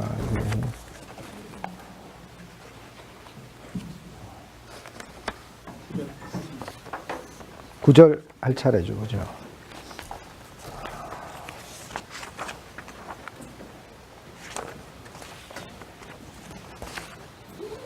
자, 8절은 우리가 타고난 옛사람 안에서 당연히 이 세 가지가 있을 수밖에 없어요. 옛사람 안에서 율법, 즉 하나님의 뜻을 알아도 율법이 내 마음까지만 오는 것일 뿐이고 이것이 내 육체에 영원한 생명을 주지 못하고 내 영에 그리스도를 소개만 할 뿐이지 그리스도를 진짜 낳게 하는 것은 율법으로 낳게 하는 게 아니라 그리스도가 오심으로 그리스도 자체가 나아지시는 거죠. 그러니까 8절은 왜 하나님이 그들에게 혼미한 심령, 보지 못할 눈, 듣지 못할 귀를 주셨는가? 율법 안에서 이렇게 한계가 있어야 자기의 율법과 자기의와 또 문자의 계명과 자기 노력 안에서 영원한 생명을 얻는 게 아니고 하나님께서 하시는 역사에 의해서 얻게 하시려고 하신 것이다 라는 뜻이죠. 그러므로 8절을 통해서 우리가 알 수 있는 것은 누가 믿었느냐, 우리에게 나타난 바를 누가 믿었느냐라고 로마서 10장에서 15절에 바울이 이야기하잖아요. 이사야의 글을 읽으면 여호와여 주의 팔이 누구에게 나타났으며 우리가 전한 소식을 누가 믿었나이까. 이사야 53장 1절에 이야기를 하잖아요. 첫 절부터 시작을 하잖아요. 누가 믿었나이까. 율법으로 없어요. 율법으로는 다 어두움 속에 있고, 그런데 왜 그렇게 하셨는가? 율법의 백성이 아니라 은혜의 이방인이 믿게 하시려고 하는 하나님의 정해놓은 경륜이 있기 때문에 그렇다는 거예요. 그러니까 이스라엘은 지금 어떻게 보면 한 면에서 되게 영광스럽고 한 면에서 되게 어떻게 보면은 뭐라고 해야 되죠? 교보제 같죠. 그렇죠. 한면에 영광스럽다는 얘기는 선택으로 인하여 하나님의 사랑을 받은 자죠. 그죠? 왜요? 후반부에 나오잖아요. 그들에게 믿음의 조상도 있었고 하나님의 뜻을 알리는 율법도 있었고 근데 복음을 인하여는 하나님의 원수가 되었다라고 얘기하죠. 무슨 말이겠어요? 그러니까 율법을 받았지만 이 율법을 받고 자기 힘과 자기 노력으로 하는 것으로는 실패한다는 것을 하나님이 보여줘야 되는 한 모델이 필요해요. 그 모델로 이스라엘이 쓰임받은 거예요. 그러니까 그 이스라엘이. 그런데 모델이 됐다는 점에 대해서는 영광이에요. 그런데 거절당하는 그 역할을 해야 하는 존재가 되어서는 하나님께 원수가 된 것이다. 그 얘기예요. 그러니까 그래서 11장 8절을 저는 늘 개인적으로 많이 묵상해요. 이게 어떤 의미이겠어요?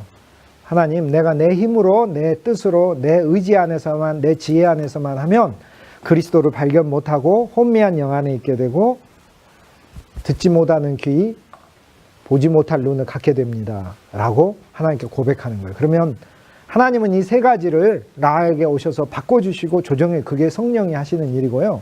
그러면 성령을 통해서 성도들이 그러면은 그 듣지 못할 귀가 들어야 되고 보지 못할 눈이 봐야 되잖아요. 그럼 어떻게 해야 되냐? 그것도 하나님의 말씀 안에 하나님의 영이 있고 점점 하시는 거고요. 또 아이가 자라나듯이 자라나는 거기 때문에 지금 당장 큰 그게 오지 않는다고 우리가 실망하지 않아요. 왜냐하면 그게 여기 바울의 마음이잖아요. 왜요? 지금 복음을 유대인에게 전에 별로 안 믿어요. 그래서 엘리야처럼 실망스러운 거예요. 왜 안 믿지? 나만 믿나요? 라고 물어봤는데 엘리야 시대 때 하나님이 한 대답을 바울이 발견하는 거예요. 은혜로 선택해둔 7천이 있다. 네가 알지 못하는 자들도 있고 내가 예정 안에 둔 자도 있고 은혜로 선택해놓은 자가, 은혜, 그들의 행위로 봤을 땐 아닌 것 같은데 내가 은혜로 선택해놓은. 그러니까 우리가 내가 또 어떤 하나님의 영에 따라 말씀을 전한다 해서 이것이 당장 현재 결과를 안 나타난다 할지라도 하나님 은혜의 선택으로 둔 자들이 있다라는 걸 알 수 있게 된 거예요. 그래서 8절을 통해서 어쨌든 우리는 개인적으로 우리가 율법으로 믿는 하나님은 실패할 수밖에 없고 이 세 가지 자체가 치료가 안 된 상태이기 때문에 저희들이 율법을 읽을 때, 저희들이 구약을 읽을 때, 성경을 읽을 때 고린도후서 3장에 나오는 것처럼 수건이 그들을 덮었도다. 3장 15절. 그러나 누구든지 주께로 돌아가면 그 수건이 벗어지리라. 이렇게 얘기하죠. 그리스도께 가면 율법의 수건이 걷혀지는 거죠. 주님이 걷어주세요. 그러니까 이 세 가지는 원래 우리 타고난 요소예요. 타고난 요소로 그러니까 하나님을 못 만나는 거예요. 그러므로 우리가 그럼 하나님을 만난 것은 무엇이냐? 이것이 하나님은 우리를 은혜로 선택했기 때문이라는 거죠. 그리고 성령을 보내신 것이고 그래서 알게 하신 것이고 듣게 하셨어요.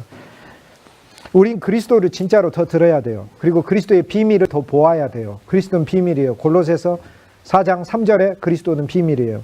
우리 인생에 골로새서가 반드시 있어야 되고 여러분의 교회가 골로새서가 반드시 있어야 된다는 게 무슨 뜻이겠습니까? 우리의 교회는 고린도전서가 잊지 말라고 해도 실은 절반 이상이 있어요.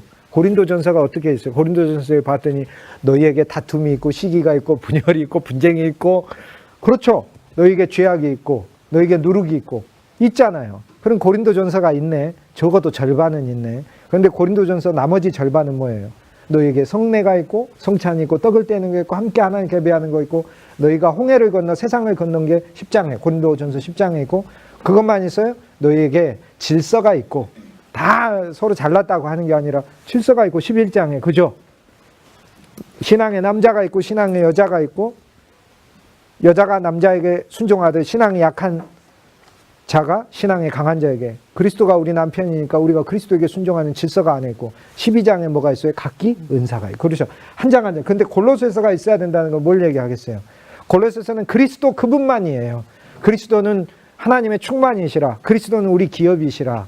그리스도는 하나님의 분기시시고 그리스도 예수는 하나님의 비밀이시고 그 그리스도 예수를 체험하는 게 골로새서예요. 그러니까 그리스도를 반드시 한번 체험하여 그 한 번 체험한 그리스도가 일생 동안 가는 골로새서가 있어야 돼요.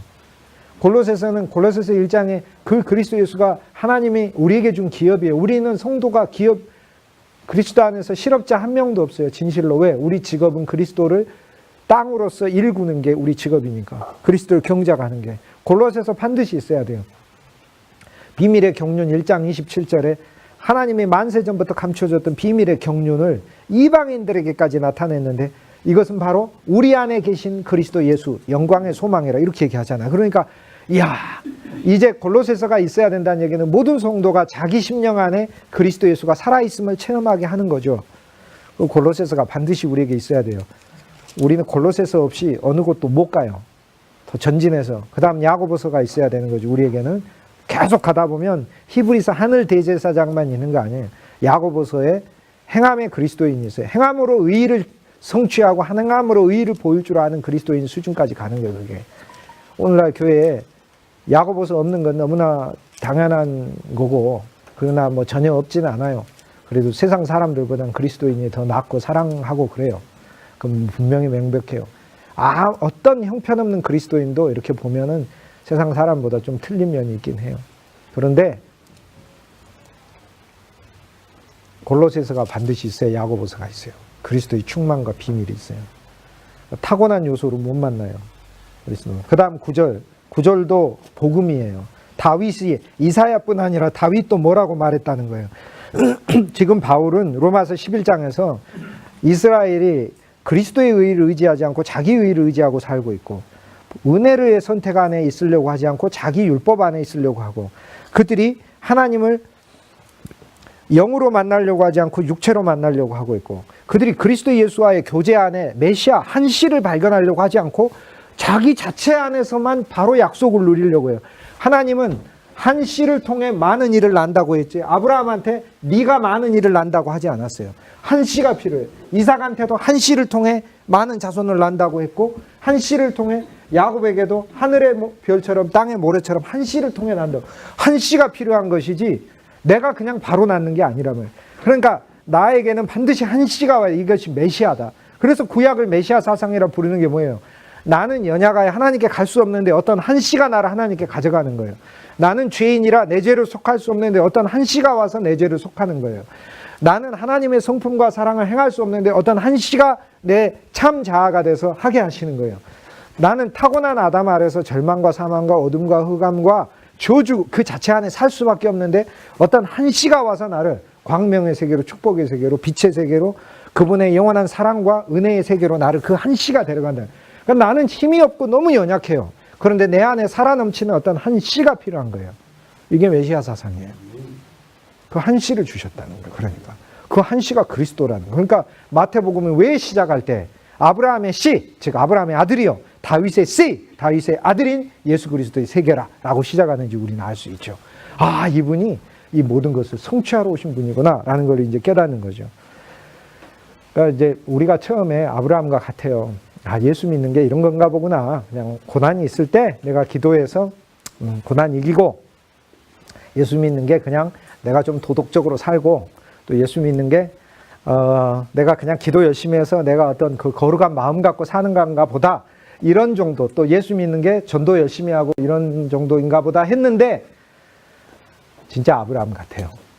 자기가 상상하지 못한 세계로 하나님 자기를 신앙의 세계로 인도하시는 거예요. 아브라함아, 진짜 하나님을 믿는다는, 나를 믿는다는 건 너한테 어떤 한 씨가 태어나 그 한 씨를 통해 새로운 신인류가 나는 것이고, 그 신인류의 신왕국이 서는 것이고, 신왕국이 그 새로운 성전을 세우는 것, 그 영적 성전 안에서, 영적 왕국 안에서 내가 너희와 영원히 거하는 것이다. 전혀 아브라함은 상상하지도 못한 길로 하나님 그를 인도해 내세요. 그러면 우리가 처음 예수 믿을 때 우리 가진 생각이 있잖아요. 근데 하나님 여러분 계속 끌어냈잖아요. 그냥 나 성도로 믿어야지 했는데 하나님 어떻게 하셨어? 어떻게 하셨어요? 박 목사님. 그냥 성도로 믿어야지 했는데 어떻게 하셨냐고. 끌어내셨죠. 옛날 생각하셨어요? 처음 예수 믿을 때? 난 예수 믿을 때부터 난 하나님의 종이 돼야지 라는 내가 모르는 어떤 세계로 하나님 나를 계속 끌어가는 거예요. 마찬가지예요. 신앙이란요, 지금 우리가 예수 믿는다고 생각하는 그 세계에서 또 다른 비밀의 세계, 그래서 그리스도는 비밀이에요. 그래서 또 다른 세계로 하나님 날 진짜 끌고 가셔요. 아브라함도 생각하지 못했어. 그런 세계. 자기가 생각하는 세계는 그냥 몰라요. 복의 근원 그 정도만 돼도 좋아요. 내가 많은 사람 복의 근원이에요. 근데 어떤 한 씨를 통하여 신인류가 아브라함에게서 시작돼요. 그러면 왜 아브라함은 우리 믿음의 조상이라 부르고 우리가 왜 아브라함의 신앙이 우리에게서 반복된다고 하는가? 내가 오늘 아브라함으로서 나한테 뭐가 필요한 거예요? 한 씨가 필요한 거예요. 그 한 씨가 새로운 내 인생을 시작하는 거예요. 그 한 씨가 하나님의 왕국을 가져가는 거예요. 그게 그리스도라는 거예요. 근데 왜 씨인가? 씨니까 좋죠. 잘하니까. 씨니까 좋죠. 아들을 낳는 거니까. 자손을 낳는 거니까. 씨니까 좋죠. 살아있는 거니까. 그래서 씨로서 그리스도를 말. 근데 구절이 왜 또 이제 다윗은 또 왜 이러고 얘기를 하느냐? 다윗이 왜 유대인에게 그들의 밥상이 늘 풍성하게 하소서라고 얘기하지 않고 자기는 시편 23편에서 내 잔이 넘치나이다. 원수의 목전에서 내게 상을 베푸신다. 이러고 그 시만 얘기한 게 아니라 69편에는 뭐라고 얘기했어? 그들의 밥상이 올무와 덫과 거치는 것과 보응 4개가 되게 해달라. 올무는 뭐예요? 새 잡는 것이죠. 덫은 뭐예요? 짐승 잡는 것이죠. 거치는 것은 뭐예요? 지나가는데 큰 바위가 있어서 못 가는 기어가는 것에 대한 거예요. 보응은 뭐예요? 반드시 원수를 갚는 것이죠. 이건 뱀에 대한 거예요. 거치는 건 사람에 대한 거고 새와 짐승과 사람과 뱀에 대한 4가지를 갚는 거예요. 이게 밥상, 그들의 밥상이 올무가 되고 덫이 되고 거치는 돌이 되고 그들에게 오히려 그 밥상으로 인하여 그들이 먹고 쓰러져서 식중독 걸려가지고 완전히 병원 실려가듯이 해주십시오라고 지금 다윗이 기도하고 있어요. 왜요? 야, 다윗이 알고 봤더니 진짜 나쁜 기도하는 사람이네. 시편 69편에 이러고 기도를 하거든요. 근데 왜 이 시편 69편 이게 22절인데 시편 69편 22절을 우리가 여기서 처음 보는 것 같은데 집에 가서 적었다가 한번 찾아보세요. 시편 69편 21절은요 무슨 기절이냐면 유명한 기절이에요. 시편 69편 21절은 어떤 기절이냐면 그들이 쓸개를 나의 음식물로 주며 그들이 신포도주를 내게 마시게 하였나이다가 바로 앞 기절이에요. 무슨 기절이죠? 예수님이 십자가에서 죽으실 때 유대인들이 예수님 고난 조롱하면서 처음에 동물을 준 거예요. 그런데 동물은 거부하셨죠. 마태복음에. 그 다음 2번째 잔을 줬는데 예수님이 신포도주는 마셨죠. 우리의 죄악이니까. 요한복음은 그게 우리 죄악이니까 마시신 거예요. 동물은 뭐예요? 고난을 당하셔야 되니까 그건 거부하신 거예요. 사탄의 독은 거부하신 거예요. 그러니까 예수님 총 4잔을 마시는데 첫 번째 유월절 식사에서 포도주잔 마시고 두 번째 십자가에서 두 개 잔을 받으셨으나 1개 잔은 거부하고 두 번째 잔 신포도주는 마시고 그 다음에 3번째 잔은 교회 안에서 우리가 함께 그리스도와 함께 마시는 잔이고 4번째 잔은 하나님의 영원한 새 예루살렘에서 주님과 함께 마시는 잔. 이 4번째 잔은 아직 주님이 나중에 마시겠다고 하셨어요. 그런데 시편 69편 21절 바로 지금 이 바울이 인용하고 있는 다윗의 시편 바로 앞절이 예수님을 죽이려고 동물을 마시게 하고 신포도주를 주면서 조롱하고 있는 그들이 이것이 성공해서는 안 된다는 말이에요. 즉 그리스도를 놀리고 그리스도를 거부하는 그것이 그들의 밥상이에요. 즉 그들이 먹고 마시는 그들의 진리가 밥상인데 이것은 반드시 실패하게 해 주십시오. 오히려 그것을 통해 그러니까 주님께 계속 신포도주를 드림으로 성공하게 되면 계속 신포도주만 줄 거 아니에요. 그런데 신포도주를 주는 일이 뭐가 돼야 돼? 올무가 돼서 언젠가 잡혀야 돼. 신포도주를 주는 일이 뭐가 돼야 돼요? 반드시 덫이 돼가지고 그들이 그것에 의해서 잡혀야 돼요. 신포도주를 주는 일이 주님을 모욕하고 조롱하는 일이 자기 율법과 자기 의로 사는 일이 거치는 돌이 돼서 언젠가 넘어져야 돼요. 그래서 그걸로 의지하지 않게 돼야 돼요. 이제 아시겠죠? 그걸로 보응이 된다. 이것은 결국에 나를 정죄하는 일이 돼버리는구나 라는 걸 깨달아야 돼요. 그래서 구절을 통해 우리는 이제 점점 깊게 들어가서 내가 율법으로 살고 자기 의로 살고 선과 악으로 살고 자기 종교 안에서만 산다는 것은 언젠가 이 4가지를 만나야 되는구나. 올무를 만나서 잡혀야 되고 덫이 돼서 잡혀야 되고 거치는 반석이 부딪혀서 넘어져야 되고. 자, 이것을 가지고 이제 루터는 뭐라고 사실 이야기하냐면 이렇게 얘기해요. 성경이 밥인데 밥상이에요. 똑같이 성경을 읽으면서도 이 성경이 그들에게는 거치는 밥상이 되고 오늘 우리가 그리스도 안에서 읽으면은 풍성한 식탁이 되는 거예요. 왜 성경을 읽는데 그들에게는 거치는 밥상이 되죠? 그들이 율법 안에서 읽으니까. 그들은 예수님을 왜 거부했죠? 성경적으로 예수님을 거부했어요. 성경에 뭐라고 나와 있냐면 예수님이 오셔가지고 뭐를 해주신다고 했어요? 옛 이스라엘을 회복하신다고 했잖아요. 근데 예수님이 육신의 이스라엘을 회복했어요? 영의 이스라엘을 회복했어요? 참 이스라엘을 회복했잖아요. 그럼 육신의 이스라엘은요? 회복 안 했죠. 다윗의 왕국을 세우신다고 했잖아요. 예수님이 33년 동안 사시면서 다윗 왕국을 세웠나요? 안 세웠어요? 안 세웠다고 대답하면 유대인인 거죠. 그러니까 우리는 세운 거예요. 그분이 다윗 왕국을 세운 거예요. 33년간 세운 거예요. 보이지 않는 영원한 왕국을 세운 거예요. 그분이. 이해가 가시죠?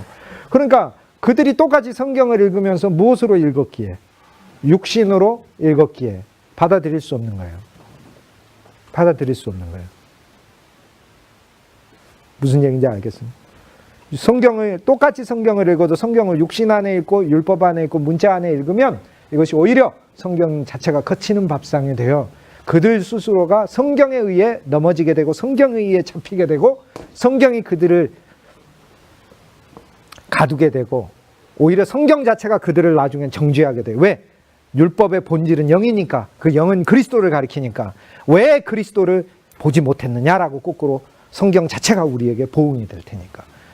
그렇기 때문에 이 9절 말씀은 굉장히 놀라운 말씀이에요. 주님을 조롱하는 것은 이 네 가지를 만나야 돼요. 그래서 우리가 더 이상 자기의로 주님을 믿지 않고, 그러므로 하나님의 말씀 안에서 우리가 말씀을 전하는 자로 조금 더 이제 세밀해져야 되는 거 뭘 얘기하겠어요? 각각의 그 말씀 안에서 우리는 진실로 이것이 거치는 덫이 되지 않도록, 걸림이나 올무가 되지 않도록 그 안에 늘 은혜를 발견하고 그리스도를 발견해야 돼요. 그렇지 않으면 나는 그들에게 진짜 거치는 덫을 놓는 사람이에요. 진실로 그래요. 새 언약과 옛 언약에 대한 구분이 내게 명백히 있어서 새 언약 안에서 말씀을 전해야 돼요. 그렇게 해야 되는 거죠. 그들의 첫 언약은 실패해야 하기 때문에, 첫 언약이 실패해야 새 언약이 성공할 거 아니에요. 첫 언약이 행위의 언약이고 인간의 율법의 언약이고 선과 악의 언약이고 자기가 자기 의를 성취하는 언약인데, 그 언약이 성취되면은 우리들에게는 구원 자체가 없어요. 이방인에게. 왜? 이방인에게는 아예 율법도 안 왔으니까. 우리한테 어떻게 구원이 있어? 그럼 반드시 첫 언약을 통해서 해야 되니 우리는 율법부터 다시 시작해야 되는 거예요. 근데 참으로 묘하게 물론 그렇게 시작하긴 하셔요. 그렇지만 하나님은 먼저 주고 시작하시니까, 우리가 몰라서 그렇지, 눈이 가려서 그렇지, 먼저 구원을 받았고 먼저 하나님의 생명을 받아서 그렇지, 우리가 눈이 가려서 그 풍성을 모른 채 시작할 뿐이지 안 주고 시작하시는 건 아니세요, 하나님이. 그러므로 그들의 첫 언약은 실패해야 하기 때문에 그들의 행위의 밥상, 이론의 밥상, 자기의의 밥상, 그들 자신이 하고 있는 도덕의 밥상, 율법의 밥상은 반드시 올무가 돼야 된다. 그러므로 인간이 자기 스스로 자기 의와 자기 행위와 율법으로 나가게 되면 이 네 가지를 하나님 말씀 안에서 체험하는 거죠. 올무, 덫, 걸림돌, 하나님의 보복. 그리스도를 거부했습니다. 한시를 거부했습니다. 유대인들이요, 그리스도를 거부하는 깊은 이유가 두 가지가 있는데, 아까 첫 번째 이유를 제가 말씀드렸고, 첫 번째 이유는 뭐예요? 예수님이 와서, 아니 예수님이 언제 이스라엘을 회복한 적이 있냐, 흩어진 시므온 지파를 불러 모으셨냐, 단지파를 회복시켰냐, 로마에서 속국을 자, 성경을 뭘로 지금 계속 보고 있는 거예요. 이스라엘은 지금 메시아를 뭘로 보는 거예요? 육신적 메시아. 그럼 예수님이 메시아가 아닌가요? 고민됩니까? 그러니까 예수 메시아시잖아요. 그죠? 완전히 성취했잖아요. 성취했잖아요. 예수님은 그리스도를 다 성취했잖아요. 그러니까 이스라엘을 봤을 때는 육신적인 메시아가 아닌 거예요. 이게 성취 못하신 거예요. 그 다음 두 번째, 이스라엘이 정말로 이해가 안 가는 것 중에 하나가 뭐냐면, 이 메시아가 모든 일을 위한 메시아라는 게 이스라엘이 받아들일 수가 없어요. 이스라엘이, 육신적 이스라엘이 믿었던 것은 메시아는 자기 민족만을 위한 메시아예요. 근데 예수님은 유대 민족만을 위한 메시아가 아니고 만인을 위한, 온 인류를 위한 기쁘다 구주 오셨네. 만 백성 맞으라고. 일부 백성이 아니라 캐롤에, 그죠? 기쁘다 구주 오셨네. 유대 백성 맞으라. 이렇게 안 돼 있잖아요. 그게. 만 백성 맞으라. 이렇게 돼 있죠. 그러니까 이건 이스라엘이 받아들일 수 없는 얘기예요. 아니, 메시아는 이스라엘의, 육신적 이스라엘을 위해 오시는 존재예요. 근데 기독교인들이 메시아가 온 인류를 위해서 오시는 존재라고 그러네. 이거 진짜 받아들일 수가 없어요. 그러니까 이 두 가지 이유 때문에요. 그래서 거부해요. 그래서 그 외에도 메시아가 육체로 오는 것을 그건 믿을 수 없다. 유대인들은 또 육체로 와서도 육체적인 일을 메시아가 육체로 오는 것은 못 믿으면서 메시아가 육체로는 일을 이루어야 된다고 또 거꾸로 이중적으로 생각하고, 그 다음에 메시아가 어떻게 십자가에 죽을 수 있냐, 그렇게 약한 게 메시아냐, 그래서 십자가를 못 믿는 거예요. 그러니까 십자가가 유대인들에게는 거친 돌이 되는 거죠. 그렇게 힘없어? 메시아가? 그 메시아 아닌데? 라고 돼버리는 거죠. 이렇게. 왜요? 자기가 한 씨를 만나는데 이 한 씨는 자기를 새로 태어나게 하는 씨인 것을 모르니까. 그 씨 안에서 태어나는 것이 뭐예요? 그게 십자가잖아요. 씨 안에서 태어나는 게 십자가죠. 십자가는 그리스도와 함께 죽었고 그리스도 안에서 모든 것이 끝나고 종결된 것을 가리키는 거니까. 그러니까 이 씨 안에서 지금 나라는 육신적 이스라엘이 그냥 필요한 것은 그냥 씨만 필요한 거예요. 씨. 어떤 씨? 바로 육신적 왕국을 이루어줄 씨. 그죠? 육신적 왕국. 또 육신적 땅을 영토로 회복하여 줄 씨. 또 어떤 거? 육신적, 즉 혈연적 유대인, 육신적 유대인을 번성하게 할 씨. 번성도 6가지로 생육하고 정복하고 땅에 충만하고 온 땅을 다스리고, 그뿐만 아니라 그 안에서 더 많은 열매들, 이런 씨. 근데 여기 뭐가 없어요? 십자가가 없잖아요. 죽는 게 없잖아요. 근데 그리스도는 어떤 씨예요? 종결하시는 씨죠. 성경에 어디 나와 있죠? 고린도후서 15장 45절에 부활을 이야기하는 장에 그리스도 예수는 마지막 아담을 끝내버리신 분. 그러니까 나한테는 한 씨가 필요해요. 어떤 씨요? 나를 끝낼 씨. 그리고 나를 시작하는 씨예요. 새롭게. 이게 그리스도 십자가인 거예요. 그러니까 예수를 믿는다는 건 처음 내가 생각했던 거하고 너무 달랐어요. 저는 수준 낮은 아브라함이에요. 제 대답을 이야기하면. 나는 그렇게 믿음이 고상하고 높지를 못해서 아브라함처럼. 그러니까 저도 아브라함이 그렇게까지 아주 고상했다고 생각하기가 조금 힘들어요. 사람은 자기 수준을 벗어나기가 어렵더라고요. 그러니까 저도 수준 높은 아브라함이 아니라 수준 낮은 아브라함이었을 거라고 생각해요. 처음에 예수 믿는 게 그냥 내가 잘 믿는 건 줄 알았어요. 첫 언약인 줄 알았어요. 근데 그리스도 안에 인도되면 인도될수록 나는 어떤 한 씨를 만나 이 씨에 의해 새로 시작돼야 된다는 걸 발견하게 되는 거예요. 그 십자가가 나를 끝낸 십자가라는 걸 알게 되는 거예요. 나는 전에 그게 그렇게 이해가 안 갔어요. 그러나 이제는 그걸 아는 거예요. 그럼 우리가 이제 누군가를 상담할 때 단순히 그를 치료만 해준 상담이에요. 그가 새로 태어나게 하는 상담이면 얼마나 놀라운 것인가. 그러나 이것이 가능할까?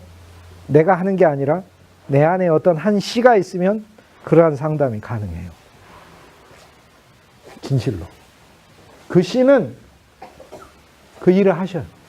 새로 태어나게 하는 씨. 이것이 유대인이 도저히 이해할 수 없는 비밀이다. 10절에 계속해서 이어져요. 첫 언약으로 하는 자들의 이러한 종말을 맞아야 돼요. 우리는 로마서 11장에서 자기의 종교의 파탄과 파산을 체험하게 된다. 얼마나 감사합니까? 내 자신이 파탄과 파산을 맞이하는 거 얼마나 감사해요. 그때가 하나님이 시작할 때요. 나의 어떤 행위 종교가 끝나는 것이 얼마나 그러니까 내 행위 종교는 뭐예요? 나를 늘 어둡게 하는 거고 듣지 못하게 하는 거, 보지 못하게 하는 그 속에 있는 거니까 행위 종교 안에서 봐버리지 못하게 하십시오라고 해야 돼요. 그래야 우린 진리를 추구할 수 있게 되는 거예요. 그리스도 안에서만 보게 하고, 그 다음에 행위 종교, 내 자기의 종교, 율법의 종교, 문자의 종교, 육체를 추구하는 이 종교 안에서 첫째 날 하루 이틀, 둘째 날, 셋째 날, 넷째 날, 다섯째 날 하나 그리스도 예수의 안식이 없이 6일 동안 계속해서 자기가 일하는 자기 종교, 죄 가운데 일하고, 세상 가운데 일하고, 율법 가운데 일하고, 문자 가운데 일하고, 육체 가운데 일하고, 자기 행위 가지고 일하고, 이 6일의 종교를 쉬고 7일의 참 안식일인 그리스도를 만나는 거 이거. 그런데 10절에 보니까 또 얘기하잖아요. 그들의 눈은 흐려 보지 못하고 첫 언약 아래선 늘 보지 못하게 하시고 그들의 등은 첫 언약 아래선 죄짐을 지고 항상 굽게 하옵소서. 죄짐 때문에 항상 굽어 있게 하소서. 첫 언약으로 해방감 없어요. 새 언약으로 해방감. 새 언약은 예수의 피해 언약이에요. 근데 피해 언약의 죄사함이란 죄의 말은 우리를 어둠으로 끌고 가고 사망으로 끌고 가는 모든 총체를 가리키는 단어예요. 그러니까 죄사함이 얼마나 감사해요? 모든 것이 다 그리스도 안에서 모든 죄라고 불리우는 모든 그 어둠과 저주와 사망과 절망과 흑암이 다 사해졌다. 제거됐다. 축출당했다. 씻겨지고 있다. 그리스도가 이기고 있다. 이런 뜻이니까요. 근데 11절에 내가 말하느니 그들이 쓰러지게 하려고 넘어뜨리셨느냐? 그럴 수 없느니라. 그들이 넘어짐으로. 자, 쓰러짐과 넘어뜨린 건 다르죠. 넘어뜨린다는 거 더 쉽게 표현을 하면 그들이 쓰러지게 즉 쓰러지는 거 멸망당하는 거야. 그들이 멸망당하게 하려고 넘어뜨리셨는가? 우린 자주 넘어집니다. 그러나 우리는 쓰러진 건 아닙니다. 그들은 넘어졌어요. 그런데 쓰러지게, 즉 쓰러져 죽은 자가 되게 하려고 하나님이 하신 거냐? 아니다라는 거죠. 이것은 구원이 이방인에게 이르러 이스라엘로 시기나게 하려 함이라. 이방인들이 구원을 누리고 이스라엘이 무엇을 시기나게? 은혜의 선택을 시기나게 하려 함이라. 요 기절에 대해 제가 나눠드린 걸 유대인의 실족으로 구원이 이방인에게 이른 것은 유대인의 실족으로 구원이 이방인에게 이른 것은 그들의 넘어짐이 전혀 열매 없음이 아니요 선함이 없는 이 죄악 때문으로 모든 것이 합력하여 선을 이루게 하심이라는 말씀처럼 얼마나 그들이 이 죄악조차 하나님과 예수님을 위한 선한 일로 사용되었는가라는 것을 보여주기 위함이다. 와, 선한 일을 위하여 사용되어지는 것이죠. 진짜로 감사하고 놀라운 일이네요. 사실 하나님이 일하실 때는 악조차 선을 위해 풍성하게 봉사한다. 이때는 악이 선을 위해서뿐만 아니라 악 자체를 위해서도 일하게 된다. 그런 맥락에서 그들의 넘어짐은 이방인의 구원이요 이것이 마지막 목적하는 바는 아닐지라도 중요한 사실은 유대인의 넘어짐이 그들의 시기심, 은혜에 대한 시기심을 유도하여 다시 일어서게 하시는 방법이다. 그러므로 여기 이제 굉장히 멋있는 루터의 설명이 있어요. 선하고 좋으신 하나님이 하시는 가장 극적인 치료, 자기 의의로 사는 유대인 아들에 대한 가장 극적인 치료는 무엇이냐면 그 아들에게 조치와 계명과 금지와 심판을 주셔요. 그거 줬잖아요. 그런데 그 결과와 상관없이 잘 못 지켰어요. 그 결과와 상관없이 그의 아들이 보는 앞에서 하나님의 유산을 다른 사람에게 그냥 막 퍼줄 때 그의 아들은 이 광경에 마음이 아파서 그것을 얻기 위해 막 달려가는 것과 같이 이와 같은 방법으로 하나님은 유대인의 넘어짐이 유대인 자신들에게도 이익임을 깨닫게 하시고 나중에 하나님은 이방인들에게 은혜가 넘치게 하셔서 유대인들이 그들의 넘어짐과 그들이 이룬 은혜가 이방인에게 넘어간 것을 목격하고 깨달은 유대인들로 하여금 그 은혜를 질투하게 하신다. 정확히 이와 같은 방법으로 하나님이 한 인간이 중대한 죄에 빠지게 하실 때는 실족하는 그는 하나님의 싫어하심 때문이라고 생각하지만 그의 실족 앞에서 많은 사람을 순전함으로 만들 것을 알게 된다라고 하는 거죠. 근데 유대인들이 이방인을 시기하게 하려는데 은혜의 선택을 시기하는 거잖아요. 근데 그게 무슨 말인가? 보세요. 우리가 하나님의 은혜 안에 누리고 살지 못하면 유대인이 어떻게 우리를 시기해요? 근데 오늘날의 기독교를 보면 자기의와 자기율법에 유대인 종교로 반복하고 있으니 유대인이 어떻게 우리를 부러워하겠어요? 진짜 하나님의 은혜 아래 예수 그리스도의 공로와 그리스도의 부활 안에 그분이 우리에게 주신 이 모든 것들을 누리는 이 누림이 우리 안에 넘쳐날 때 이 은혜의 감사함이 넘쳐나고 이 은혜가 살아있는 의의가 되어 서로 사랑하고 이웃을 사랑하고 가난한 자들을 돕는 선행 안에 진짜 나타날 때 그때 유대인이 우리를 부러워하지. 아니 유대인 흉내내면서 자기의와 율법 안에서 계명 지키는 종교일 때 어떻게 유대인이 우리를 시기해요? 하나님이 그 안에 있을 때는 그걸 넘어지게 하신다는 건데. 그래서 오늘날 우린 사실 그런 면에서 넘어지고 있어요. 오늘날 우리가 진짜 돌이켜야 되는 것은 정말 하나님의 은혜와 사랑과 긍휼이 나의 어떤 행위들을 뛰어넘어서 하나님이 내게 부으시고 계신다는 그 은혜 안으로 우리 모두를 들어가게 하는 것이죠. 우리 자신을 들어가게 하는 거죠.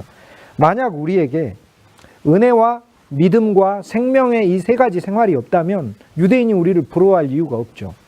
오늘 우리가 하나님의 은혜가 아니고 내 공로로 하고 하나님의 생명이 아니라 문자로 해보려고 하고 자기 육체로 해보려고 하고 그리고 우리에게 진실한 선행이 아니라 어떤 종교적 행위로서 하려고 하면 유대인들도 만만치 않게 오히려 더 많이 가지고 있잖아요. 근데 어떻게 우리를 보호를 해요? 유대교 첫 언약 안에서 결코 얻을 수 없는 세 가지를 누려야 은혜와 그분이 우리에게 주신 생명과 그리고 믿음, 이 세 가지 생활을 할 때 유대인이 우리를 부러워하는 것이다 라는 거죠.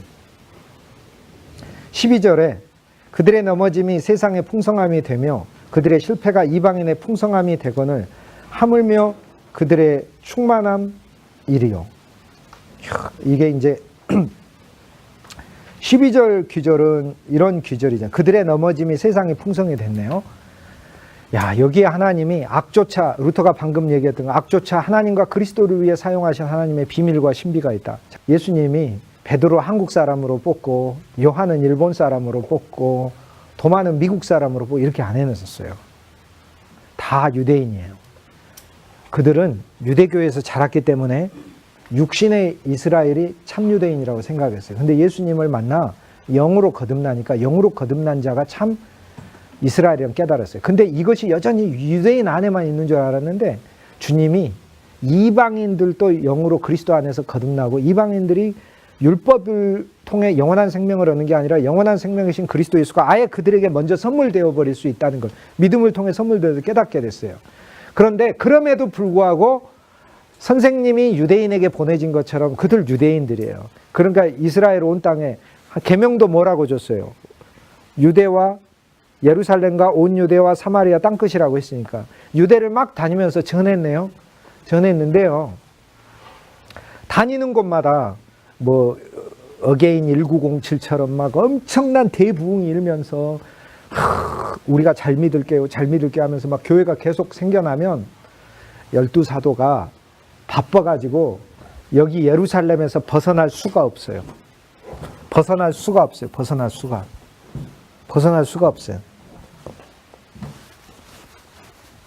미국의 장로교회가 지금은 왜 소수이고 감리교회하고 침례교회가 많은지 아세요? 미국이? 이게 미국이에요. 이게 북이 49도, 여기가 캐나다고, 여기가 미국이에요. 여기가 플로리다, 여기 보스턴이 있고, 워싱턴이 있고, 여기 뉴욕이 있고, 여기서 도시가 맨 위에 밴쿠버, 캐나다. 그 아래 내려오면 시애틀. 뭐 S로 시작하는 커피숍이 처음 시작되는 시애틀. 그 아래 내려오면 포틀랜드, 샌프란시스코, 로스앤젤레스, 샌디에고 이렇게 6개 도시가 쫙 있어요. 이게 미국이에요. 이게 남미국. 페루, 칠레, 브라질, 아르헨티나, 콜롬비아, 멕시코, 뭐 파나마 이렇게 나라가 있어요. 근데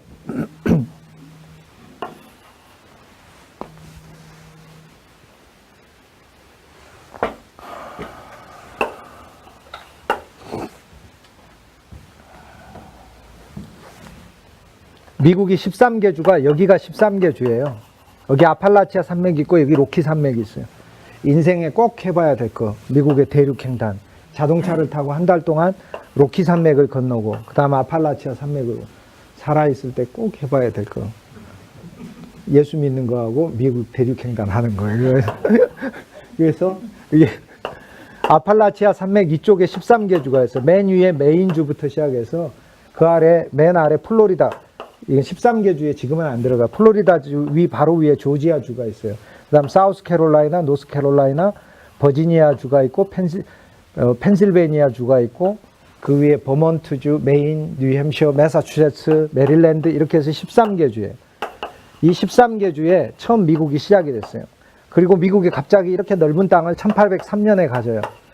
독립은 1776에 독립하고 1803년에 갖고 이 땅을 또 로키 산맥 건너서 여기 지금의 서부라고 하는 것을 1853년에 또 땅을 가져요.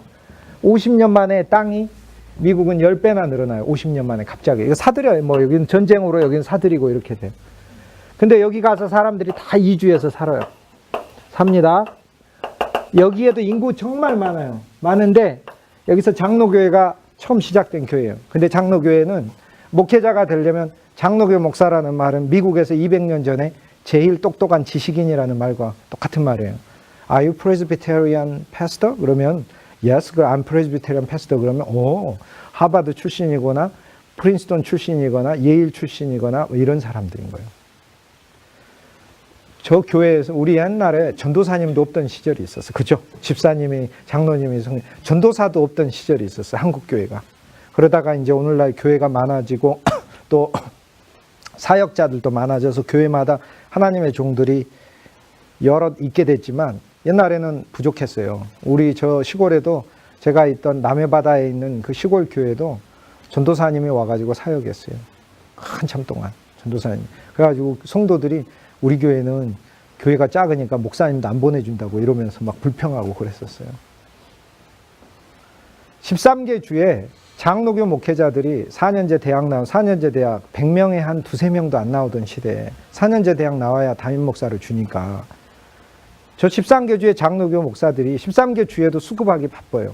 그런데 새로 늘어나는 저쪽에 40개 주에 어디 보낼 데가 있어요? 없죠. 못 가요. 그러니까 어떻게 돼? 갑자기 영국에서 요한 웨슬레의 1776년 미국에 독립할 때 요한 웨슬레 선생님이 1792년까지 살았는데 생애 말년에 감리교 신도들을 미국에 보내네. 가서 새로운 땅에서 개척해서 살 때 하나님의 종들을 어떻게 세우냐.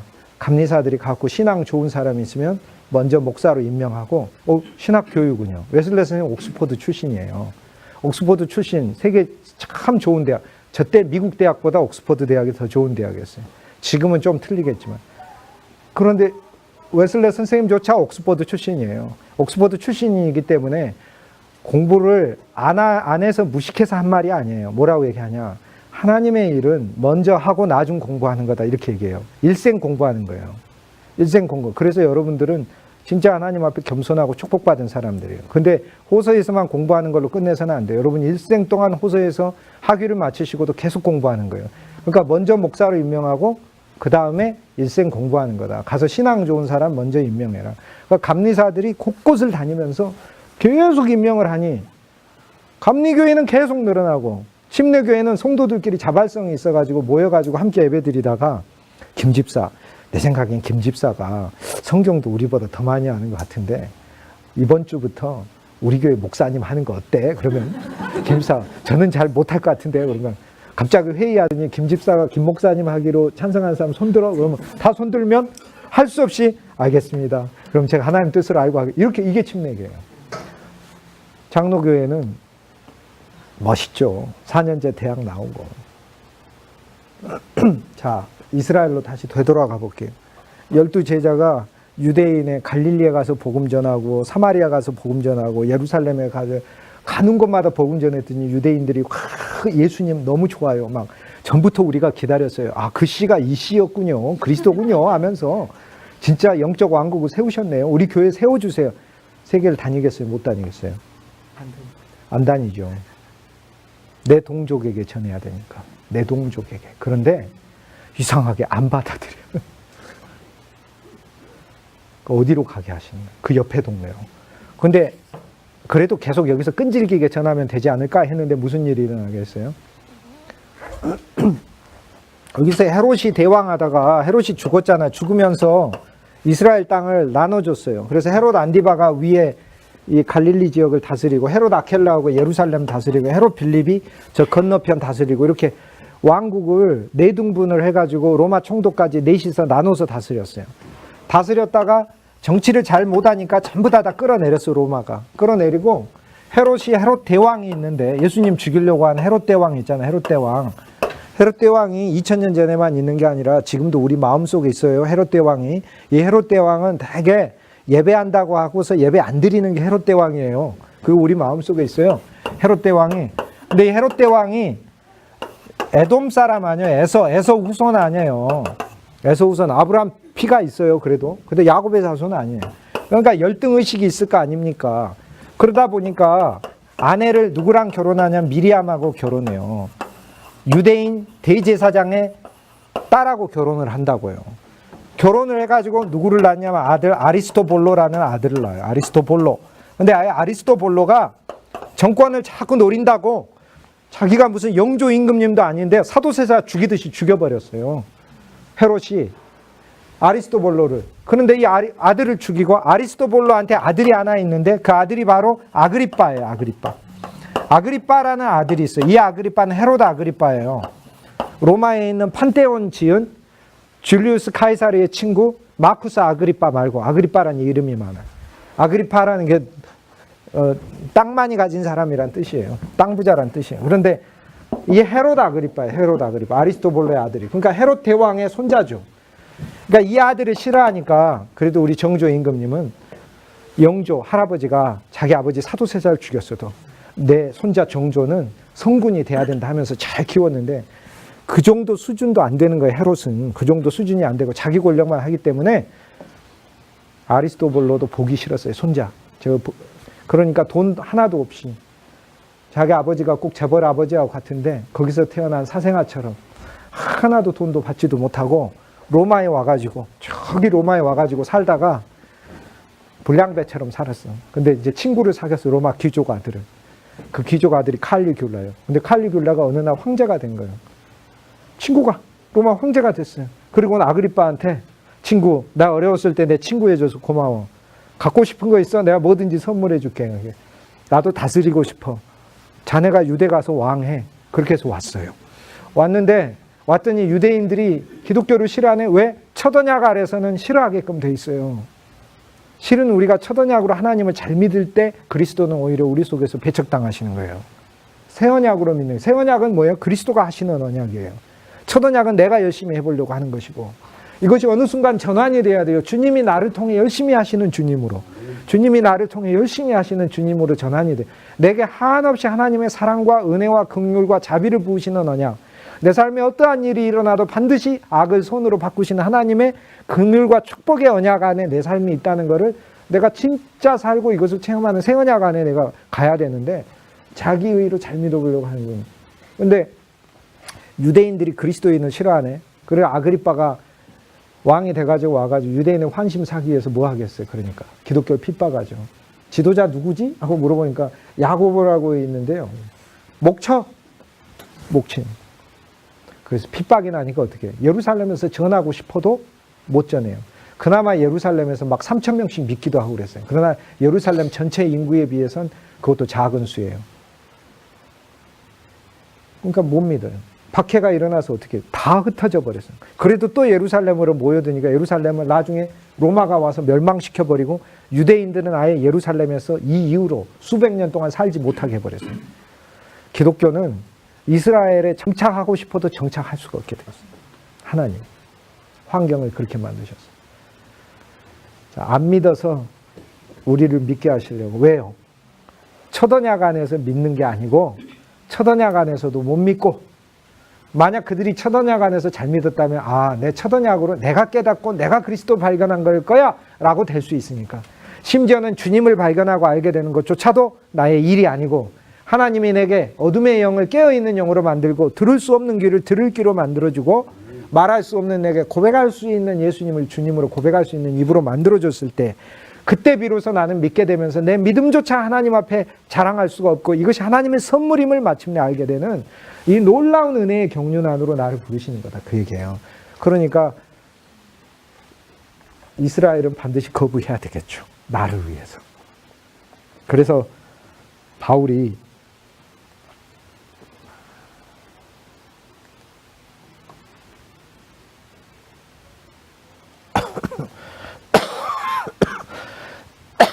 그들의 넘어짐이 세상의 풍성이 되죠.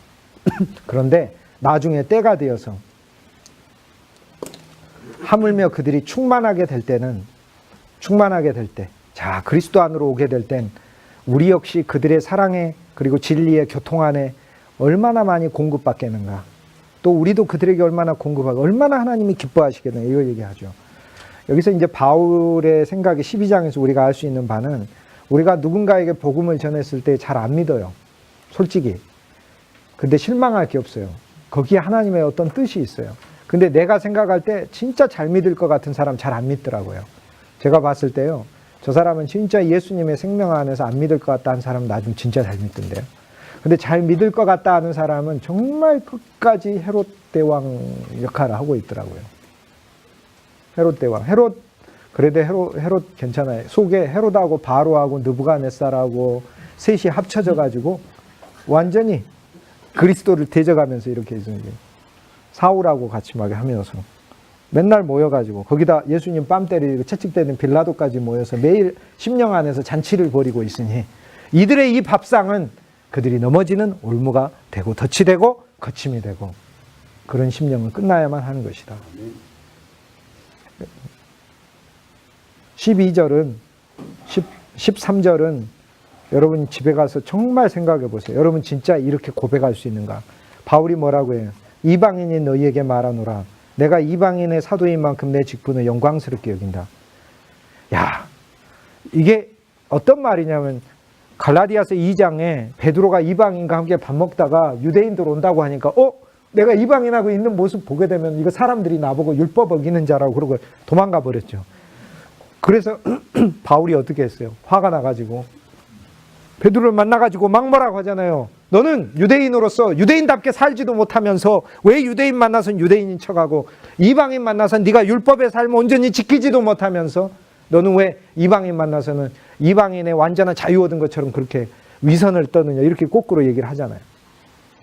근데 사실 바울이 그러고 말하면 안 되죠. 베드로한테. 수제자인데. 근데 베드로가 아니 이 인간 너 막 말이 안 나오는 거야. 막 화가 나가지고 화가 나가지고 말이 안 돼. 나 3년간 너 사람 죽이고 나 말이 안 나. 얼마나 화가 나겠어. 그러나 우리가 거기서 알 수 있는 거 바울은 절대 베드로한테 그렇게 말하면 안 돼요. 그거는 잘못된 거예요. 그건 바울 잘못됐다고 하니까 좀 그러긴 한데 근데 그 장면을 통해 바울이 보여주고 싶은 게 있어요. 베드로의 성숙함이에요. 바울 형제의 말이 맞다는 거예요. 이게 성숙한 그리스도인이 무디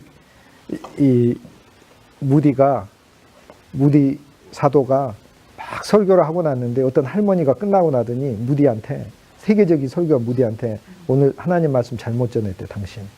그러고 하니까 무디가 이 할머니가 정신이 나갔나 이러면서 가는 게 아니고 자매님 잠시만 기다리라 인사 다 하더니 만나고 자매님 내가 오늘 어떤 말씀이 자매님의 마음을 상처나게 했는지 얘기해 달라고 내가 고치겠다. 이게 무디의 영이에요. 이게 베드로의 영이에요. 그 장면을 통해 바울은 내가 베드로를 꾸짖는 자라는 그런 정도 위치다를 보여주려고 하는 게 아니라 그런 얘기도 듣는 베드로의 성숙함을 보여주려고 하는 거예요. 그게 굉장한 기절이에요. 그게 굉장한 기절이에요. 그런데 바울이 누굽니까? 가말리엘의 문화에 있는 거 아닙니까? 그런데 유대인들의 자부심 우리가 잘 몰라서 그렇죠. 이렇게 생각하시면 돼요. 우리가 아무리 좀 숨기려고 해도 숨길 수 없는 우리 사람들의 마음이 흑인하고 백인하고 있으면 흑인은 은근히 차별하는 못된 마음이 있어요. 그죠? 아니라고 하시면 저만 그렇다고 할게요. 그러면 제가 그렇고 그 다음 동남아시아에서 오신 분들 보면은 은근히 모르게 서양에서 온 분들보다 약간 차별해서 생각하는 마음들이 있어요. 하물며 우리 한국 사람들조차도 본래 마음이 따뜻한 사람들이 그럴진데 유대인은 뭐라고 생각하는 거예요? 우리는 그래도 해외 민족을 보고 개들이라고 안 부르잖아요. 유대인들은 개들이라고 불러요. 오죽하면 하나님이 사도행전 10장에 베드로에게 보자기 내려줄 때 뭐라고 해요? 고넬료의 집에 가서 복음 전하라고 하면서 내려준 환상이 뭐 하늘에서 벌레가 막 들어있고 그래요. 안 먹는다고 그러잖아요. 그게 누구예요? 이방인들인 거예요. 그런데 사람들이 생각할 때 바울이 유대인들에게 환영받고 많은 유대인 회중들 막 1000명씩 2000명씩 두고 설교하는 게 자랑스러운 줄 알았는데 아니네. 이방인들, 개들. 근데 바울 여기서 뭐라고 해요? 내가 이방인의 사도된 것을 자랑스러워한다. 자랑스러워. 제가 총 지금까지 살면서 11개 교회에서 섬겨할 수 있었어요. 11개 교회. 제 인생에 이렇게. 교회를 그렇게 많이 옮겨다니. 아니, 지역에 여기 살다 보니까 할 수 그렇게 된 거예요. 제가 옮겨다닌 게 아니고. 그렇게 된 거예요. 미국 가면 미국에 있어요. 그럼 미국에서 매주 천안에 출석합니까? 그러면은. 11개 교회 너무나 감사하고 너무 좋은 성도님들이었어요. 근데 어느 교회 갔을 때 어느 교회는 사회적으로 참 좋은 위치에 있는 분들이 있어. 그때 내 마음이 아직 어렸었으니까 되게 자랑스럽더라고. 이분들이랑 같이 한 교회에 있는다는 게. 어느 교회 갔었을 땐 그냥 그분들의 신분이 사회적으로 봐서 정말 별 볼 일 없고 막 그러고 그래. 좀 창피하더라고. 여러분은 이제 너무나 거룩하고 진실한 분이니까 제 얘기를 들으면서 막 저를 정죄하실지도 모르겠지만은 그런데 우리가 이 13절을 보면서 내 회중을 절대 경시하면 안 돼요. 내 회중은 정말 귀한 회중이에요. 바울이 이방인의 사도가 된 걸 영광스럽고 자랑스럽게 여긴다고 얘기했잖아요. 하나님이 나에게 준 이 회중은요, 상상할 수 없고 말할 수 없을 만큼 귀하고 뛰어난 사람들이에요. 이 바울의 마음 13절에서 우리가 이것을 읽을 수 있는 거예요. 그러니까 우리가 이제 로마서가 각 장마다 그리스도의 체험이잖아요. Experience of Christ. 근데 11장에 왔을 때 우리는 사실 주님 어느 정도까지 기도해? 하나님 나한테 율법의 부분 그것 때문에 하나님 내가 넘어지게 하여 율법을 의지하지 않게 해주십시오. 자기의 하나님 이 자기의가 내 안에서 스스로 나를 한번 넘어뜨리게 하십시오. 그래서 내가 자기의로 살지 않게 해주십시오. 그리스도의 의로 살게 해주십시오. 이것까지 소망하는 수준으로 이 영적인 게 발전한 거죠. 이게 엄청나고 정말 놀라운 것이죠.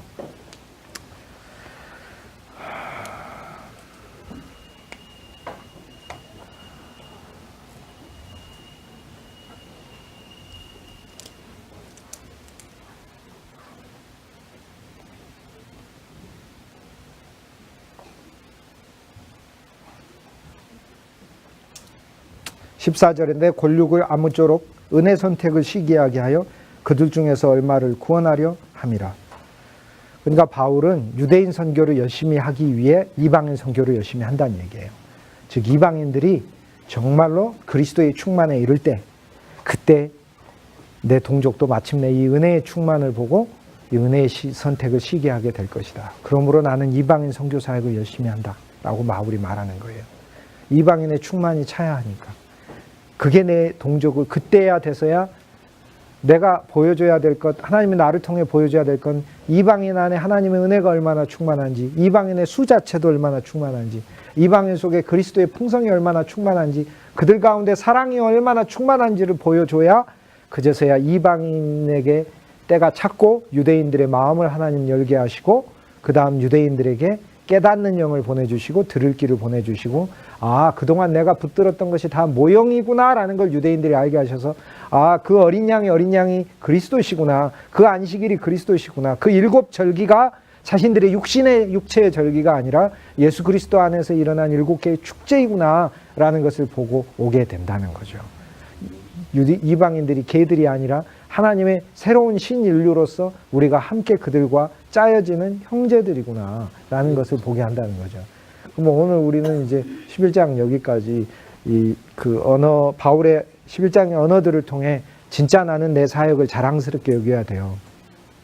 바울이 내가 이방인 사도를 자랑스럽게 여긴다는 말은 우리가 생각하는 것 이상으로 당시에 굉장히 모욕적인 그런 대접을 받는 상황. 이방인들 거기 바울 목회한다더니 완전히 형편없는 인간들이랑 목회한대. 고린도에서 한대. 고린도 어쩌다가 그렇게까지 됐어. 가말리엘 문화에 있던. 근데 아니야. 난 자랑스럽게 여기노라. 하나님이 내 앞에 보내는 모든 사람 내가 그렇게 볼 수 있는 그런 영적 수준까지 올라갈 수 있도록 이거 우리가 기도해야 되죠. 그 다음 내가 여전히 나로 믿으려고 하는 부분들 하나님 앞에서 이것이 사로잡히기를, 내 스스로의 지식과 행위와 도덕과 자기의의 밥상은 나를 행복하게 하지 못한다는 것을 알고 내가 그리스도에 갈 수 있게 하시기를. 오늘 11장 여기까지 하도록 하겠습니다.